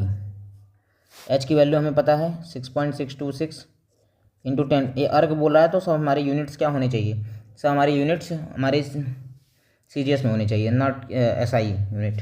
तो ये दिया हुआ अर्ग सेकेंड 4 पाई 3.14, m की वैल्यू भी ग्राम में होगी 9.1 इंटू 10⁻⁻28, और जो हमारी स्पीड होगी वो भी 0.3 ही सेंटीमीटर के टर्म में रहेगी। तो जो आंसर आएगा वो भी सेंटीमीटर में आएगा। तो सॉल्व करने पर हमारा आ जाएगा 1.93 सेंटीमीटर, ये डेल्टा एक्स हो जाएगा। तो बस यूनिट जैसे दिया है उसी तरह से, अर्ग है तो सेंटीमीटर पर सेकंड रख देना है, और यहाँ ग्राम रख देना है, यहाँ अर्ग पर सेकंड, सब CGS यूनिट में रखेंगे तो हमारा जो डेल्टा एक्स भी आएगा वो सेंटीमीटर में ही आएगा। ये भी कैलकुलेशन वाले क्वेश्चन है, थोड़ा कैलकुलेशन को अच्छे से करेंगे, यूनिट को देख लेंगे तो क्वेश्चन कर लेंगे। तो ये भी this is a tough question calculation point of view से। नेक्स्ट क्वेश्चन करा, the radius of hydrogen atom in the ground state is 0.43 angstrom, मतलब R1 की वैल्यू 0.53 एंगस्ट्रॉम दिया हुआ है। तो radius of lithium 2+ ion atomic number 3 in the similar state, उसी state में बताना है कि लिथियम 2+ आयन की क्या होगी रेडियस की वैल्यू। तो Rn हो जाएगा, मतलब R लिथियम 2+ रेडियस हो जाएगा R1 multiply by n² Z।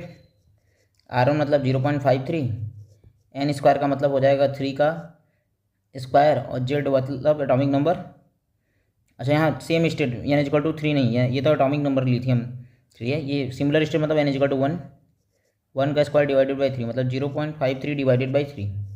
Z की वैल्यू 3 है, और सिमिलर स्टेट मतलब ग्राउंड स्टेट की बात कर रहा है 1 का स्क्वायर, तो 0.53 डिवाइडेड बाई 3 कर देंगे तो आ जाएगा 0.17 एंगस्ट्रॉम। तो रेडियस ऑफ लिथियम 2+ क्या आ जाएगा 0.17 एंगस्ट्रॉम, तो ऑप्शन सी। नेक्स्ट क्वेश्चन करा, for which of the following set of quantum number an electron will have the highest energy. तो n+l रूल से ही बताते हैं, n+l जिसका ज़्यादा होगा वो हो जाएगा। अगर n की वैल्यू n+l की वैल्यू सेम हो जाएगी तो n की वैल्यू जिसकी ज़्यादा होगी वो होगा। अगर इसमें पहले हम बात करें तो 3+2 n की वैल्यू n+l की वैल्यू 5 आ जाएगी, यहाँ पर 6, यहाँ पे 5 और यहाँ पे भी 5, तो सबसे ज़्यादा तो हमारा बी ऑप्शन हो जाएगा, n+l की वैल्यू ज़्यादा से। This is a very easy question, B option. Next question हमें इलेक्ट्रॉन काउंट करना है, इनमें से बोल रहा है कौन आइसो इलेक्ट्रॉनिक नहीं है। आइसो इलेक्ट्रॉन में सेम नंबर ऑफ इलेक्ट्रॉन नहीं है O2- के। तो O2- में कितने इलेक्ट्रॉन होंगे 8 + 2 10 इलेक्ट्रॉन, तो 10 इलेक्ट्रॉन Na+ में है, 10 इलेक्ट्रॉन N3- में और 10 इलेक्ट्रॉन F- में, लेकिन इसमें नहीं है। विच ऑफ द, तो इसमें नहीं है तो यही हमारा आंसर होगा ना। तो हमारा अगर मैं बात करूँ तो इसमें है 10 इलेक्ट्रॉन, इसमें है 10, इसमें नहीं है, तो यही हमारा गलत, और जो कि हमें गलत ही बताया तो ये हमारा सही हो जाएगा। तो option A is the correct answer, O2-, क्योंकि ये boron, aluminium, gallium, indium, thallium है ये Tl, तो यहाँ पर इसमें बहुत सारे नंबर ऑफ इलेक्ट्रॉन होंगे, ठीक है। तो this is also easy question, हमें प्रेडिक्ट करना आसान था। नेक्स्ट क्वेश्चन करा, electronic configuration of the calcium can be written as. तो कैल्शियम का एटॉमिक नंबर पता होना चाहिए 20, कन्फिगरेशन कर लेंगे 1s2 2s2 2p6 3s2 3p6, 18 हो गए, 4s2। इसको हम बोलते हैं हीलियम, इसको बोलते हैं नियॉन, इसको बोलते हैं आर्गन। तो आर्गन 4s2 जिसमें होगा वही होगा, तो आर्गन 4s2 किस ऑप्शन में है, ऑप्शन बी में है, तो ये सही हो जाएगा। तो this is also easy question, simple electronic configuration निकालना है। नेक्स्ट क्वेश्चन कर रहा है, the energy of electron in nth Bohr orbit of hydrogen atom. तो energy of nth electron nth Bohr orbit में एनर्जी का फॉर्मूला होता है -13.6 Z²/n², और यहाँ पर हाइड्रोजन एटम के लिए बोला है तो Z की वैल्यू 1 हो जाएगी, तो 1² तो हो जाएगा 13.6 n²। तो मैग्नीट्यूड की बात कर रहा है तो ये हो जाएगा option C. This is also easy question, sign का पूछा ही नहीं, साइन का ऑप्शन किसी में दिया नहीं तो इसलिए कोई डाउट नहीं होना चाहिए। नेक्स्ट क्वेश्चन हमारे रूल की बेसिस पे बोला है, in the given atom no two electron can have the same values for the all the 4 quantum number, this is called Pauli exclusion principle. इसको बोलते हैं, क्या बोलते हैं, पॉली एक्सक्लूजन प्रिंसिपल में ऐसा होता है। अब प्रिंसिपल एनर्जी को बताता है, अनसर्टेनिटी प्रिंसिपल बताता है कि मोमेंटम पोजीशन एक टाइम पे साइमल्टेनियसली डिटरमाइन नहीं कर सकते। हून बोलता है कि सिंगली इलेक्ट्रॉन को ऑक्यूपाई कराना है। पॉली एक्सक्लूजन प्रिंसिपल बोलता है अगर same no two electron can have the same value for all the quantum, अगर सेम हो गया तो वो एग्जिस्ट ही नहीं करेगा, ठीक है। तो ऑप्शन डी। तो this is also easy question है, information based question. Next question करा, for azimuthal quantum number L=3 दिया हुआ है, तो मैक्सिमम नंबर ऑफ इलेक्ट्रॉन कितने भरे जा सकते हैं। तो L=3 मतलब F ऑर्बिटल की बात करें, F सबसेल में 7 इस तरह से ऑर्बिटल होंगे, और हर एक ऑर्बिटल में 2-2 इलेक्ट्रॉन, तो मैक्सिमम कितने भरे जा सकते हैं, एक एक करके भरते हैं, लेकिन दिखाने के लिए सारे फुल करना है तो 14 इलेक्ट्रॉन मैक्सिमम भर सकते हैं। तो option D is the correct answer. तो this is also easy question, जैसे हमें बताना है L=3 के लिए F क्या होगा, और F में कितने बताया, 7, F सबसे में 7 ऑर्बिटल और हर एक ऑर्बिटल में 2 इलेक्ट्रॉन, तो 14 इलेक्ट्रॉन। नेक्स्ट क्वेश्चन कर रहा है the order of filling of the electron in the atom will be. तो पहले कौन कौन से दिया हुआ है, एक तो दिया हुआ 3D, 4S, 4P, 4D और 5S। भरने का तरीका हमने पहले याद कर लिया है, कैसे 1S, 2S, 2P, 3S, 3P, 4S, 3D, 4P, 4S, 3D, 4P, 5S, 4D, 5P। तो बस इतने ही हमारा काम हो जाएगा। तो देखो सबसे पहले आएगा, इसमें आएगा 4S, फिर 3D, फिर 4P, फिर 5S, फिर 4D। तो क्या आ जाएगा, सबसे पहले आ जाएगा 4S, 3D, 4P, 5S, 4D। तो ऑप्शन इसके हिसाब से कौन हो जाएगा, option B is the correct answer. तो ये क्वेश्चन कर लेना था सिंपल। तो this is also easy question, लेकिन मीडियम सवाल, क्योंकि आपको ये आना चाहिए, याद होना चाहिए, तभी ये क्वेश्चन कर पाएंगे। नेक्स्ट क्वेश्चन कर रहा है the electronic configuration of copper. तो ये हमें याद ही होता है कि हमें पता है कि आर्गन 4s1 3d10, ये स्टेबल होने के लिए यहाँ पर एक इलेक्ट्रॉन यहाँ D9 होना चाहिए था, 4 होना चाहिए था, आर्गन 4s2 3d9। लेकिन एक्सेप्शन के हिसाब से क्या होता है, एक इलेक्ट्रॉन यहाँ कूद जाता है और इस डी ऑर्बिटल को स्टेबल कर देता है। तो आर्गन 4s1 3d10, और आर्गन को लिखना है तो सिंपल सा क्या 1s2 2s2 2p6 3s2 3p6 4s1 3d10 को अंदर लिख दो, 4s1 को बाहर लिख दो। तो ऑप्शन बी इसके हिसाब से करेक्ट आंसर हो जाएगा। तो बस इलेक्ट्रॉनिक कन्फिग्रेशन का सिंपल क्वेश्चन है। क्रोमियम और कॉपर हमारा एक्सेप्शन होता है उसमें, और रीजन उसकी होती है symmetry. Half filled configuration and full filled configuration are more stable than partial filled configuration, ये कॉन्सेप्ट होता है। स्टेबिलिटी का reason symmetry and exchange energy होता है। नेक्स्ट क्वेश्चन कर रहा है total number of electron that can be accommodated in all the orbital having principal quantum number 2 and azimuthal quantum number 1। N की वैल्यू 2 और एल की value 1 के लिए क्या होगा हमारा, कि कौन से ऑर्बिटल के लिए क्या टोटल नंबर ऑफ इलेक्ट्रॉन कहता है। n=2 और l=1 का मतलब 2p ऑर्बिटल, और p orbital maximum 6 electron, px py pz 6 electron भर सकते हैं। तो ये option C is the correct answer. तो this is also easy question कि कितने electron total number of electron fill कर सकते हैं, n=2 l=1। अगर m की वैल्यू फिक्स कर देता तो एक ही ऑर्बिटल और मैक्सिमम 2 इलेक्ट्रॉन होता। नेक्स्ट क्वेश्चन कर रहा है an ion has 18 electron in the outermost shell it is. क्या हो सकता है कि 18 इलेक्ट्रॉन आउटर मोस्ट सेल में हो जाए, तो हमें देखना पड़ेगा इसमें। तो इसके लिए अगर हम कॉपर की कन्फिग्रेशन करते हैं, तो कॉपर +1 की अगर मैं निकालूँ, तो कॉपर +1 मतलब टोटल हो जाएंगे हमारे पास कितने 28 इलेक्ट्रॉन, 28 इलेक्ट्रॉन हो जाएगा। तो अगर मैं निकालूँ तो 1s2 2s2 2p6 3s2 3p6, ठीक है, फिर 4s2 3d हमारा क्या हो जाएगा 3s2 3p6 4s2। हमें होता क्या है 4s1 3d10 होता था कॉपर का, +1 मतलब बाहर से इलेक्ट्रॉन निकालेंगे तो 4s0 हो जाएगा। तो हो जाएगा क्या 1s2 2s2 2p6 3s2 3p6 3d10। तो बाहर के इलेक्ट्रॉन जो हमारा थर्ड ऑर्बिट के होंगे, ये हमारा आउटर मोस्ट इलेक्ट्रॉन, तो कितने होंगे 2 6 8 10 18। तो कॉपर प्लस ही ऑप्शन होगा, बाकी सब में नहीं होगा। 18 इलेक्ट्रॉन टोटल हो जाएंगे, आउटर मोस्ट में नहीं होंगे। तो ये इज़ द करेक्ट आंसर। तो this is also easy question. बस हमें देखना है कि इसमें 18 इलेक्ट्रॉन आउटर मोस्ट सेल में पाए जाएंगे, वो है कॉपर प्लस। नेक्स्ट क्वेश्चन हमारा कह रहा है which of the following statement do not form A part of the Bohr model of the hydrogen atom. ठीक है, इनमें से कौन बोहर मॉडल हाइड्रोजन एटम का पार्ट नहीं है। पहला बोल रहा है energy of the electron in the orbit और क्वांटाइज। हाँ, एनर्जी क्वांटाइज होता है, ये स्टेटमेंट सही है। फिर उसके बाद बोल रहा है कि पहला statement is correct. Second statement the electron in the orbit nearest the nucleus has the lowest energy. हाँ, जो न्यूक्लियस के पास होगा वो ज़्यादा स्टेबल होगा, लोअर एनर्जी होगा, ये बात सही है। Electron revolve in different orbit around the nucleus, ये भी सही है। और position and velocity of the electron in the orbit can not be determined simultaneously, ये बात सही है, लेकिन ये हाइजेनबर्ग अनसर्टेनिटी प्रिंसिपल ने दिया था, ना कि बोहर मॉडल ने। तो option A B C Bohr model के लिए सही है, लेकिन डी हाइजेनबर्ग अनसर्टेनिटी प्रिंसिपल ने दिया था, जो कि पार्ट नहीं है बोहर मॉडल का। तो option D is the correct answer. तो ये ऑप्शन हमें पढ़ के इस क्वेश्चन को कर सकते हैं। This is a medium level question. Next question कर रहा है number of unpaired electron in N2+। मैं पहले बताना है नंबर ऑफ अनपेयर्ड इलेक्ट्रॉन, तो पहले नाइट्रोजन का निकाल लो 1s2 2s3 economic number 7 1s2 2s2 2p3। बाहर से इलेक्ट्रॉन निकलेगा तो N2+ में 2 इलेक्ट्रॉन यहाँ से निकल जाएंगे, तो 1s2 2s2 2p1। तो ये तो पूरा पेयर्ड होगा, 1s2 2s2 भी पेयर होगा, लेकिन 2p1 हमारा पेयर नहीं होगा, यहाँ एक अनपेयर्ड इलेक्ट्रॉन होगा। तो नंबर ऑफ अनपेड इलेक्ट्रॉन 1 होगा। तो option D is the correct answer. तो दिस इज आल्सो, बस हमें बेसिक इलेक्ट्रॉन निकालना था और चेक करना था, इजी क्वेश्चन। नेक्स्ट क्वेश्चन कह रहा है maximum number of electron in a subshell is given by the expression. तो number of orbital in a subshell, इसके लिए दो फॉर्मूला आप लोग याद कर लेना। Number of orbital in a subshell अगर दे दे तो उसका फॉर्मूला होता है 2l+1, और इलेक्ट्रॉन हर एक ऑर्बिटल में 2 इलेक्ट्रॉन, तो number of electron in subshell क्या हो जाएगा 2 × 2l+1, दैट इज क्या आ जाएगा 4l+2, क्या आ जाएगा 4l+2। Option B is the correct answer. ये फॉर्मूला बेस्ड क्वेश्चन है, इजी क्वेश्चन, रिमेंबर रहेगा तुरंत कर देंगे। नेक्स्ट क्वेश्चन पूछ रहा है the spectrum of helium is expected to similar that. तो हीलियम के पास 2 इलेक्ट्रॉन होगा, तो देख लेंगे किसमें 2 इलेक्ट्रॉन होगा। हाइड्रोजन के पास 1 इलेक्ट्रॉन, लिथियम के पास 3 - 1 2 इलेक्ट्रॉन, मतलब ये ऑप्शन सही है। यानी के पास कितने हो जाएंगे 11, हीलियम प्लस के पास 1। तो ऑप्शन बी लिथियम प्लस का जो स्पेक्ट्रम होगा वो हीलियम से की तरह होगा, क्योंकि दोनों के पास 2 इलेक्ट्रॉन है। नेक्स्ट क्वेश्चन हमारा कह रहा है the number of spherical node, मतलब रेडियल नोड का फॉर्मूला निकालना है। तो स्फेरिकल नोड का फॉर्मूला होता है n - l - 1।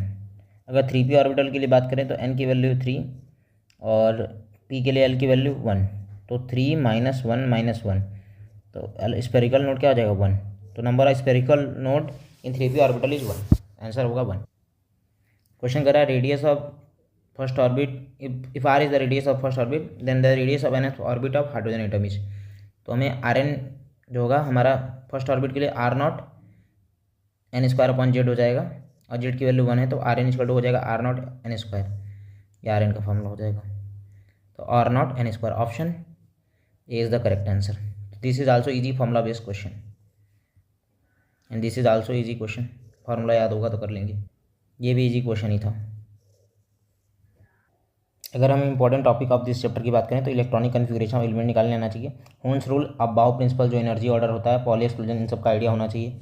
फिर हाइजेनबर्ग अनसर्टेनिटी प्रिंसिपल और उसके न्यूमेरिकल का आइडिया होना चाहिए। n+l रूल के प्रॉब्लम के क्वेश्चन आपको प्रैक्टिस होने चाहिए। Energy transition, लाइमर series, बामर, Paschen bracket, विफंड series, इन सब के बारे में होना चाहिए। Radius, velocity, time period of Bohr orbit का आइडिया होना चाहिए। E=hc/λ के न्यूमेरिकल, λ h1mv के न्यूमेरिकल, या c f × λ के न्यूमेरिकल, ये प्रैक्टिस होनी चाहिए। और orbital angular momentum for different subshell, ये आपको निकालने आना चाहिए। तो ये हमारा मेन इंपॉर्टेंट टॉपिक बार बार पूछ रहा है, तो इसका केयर कर लेंगे। Thank you.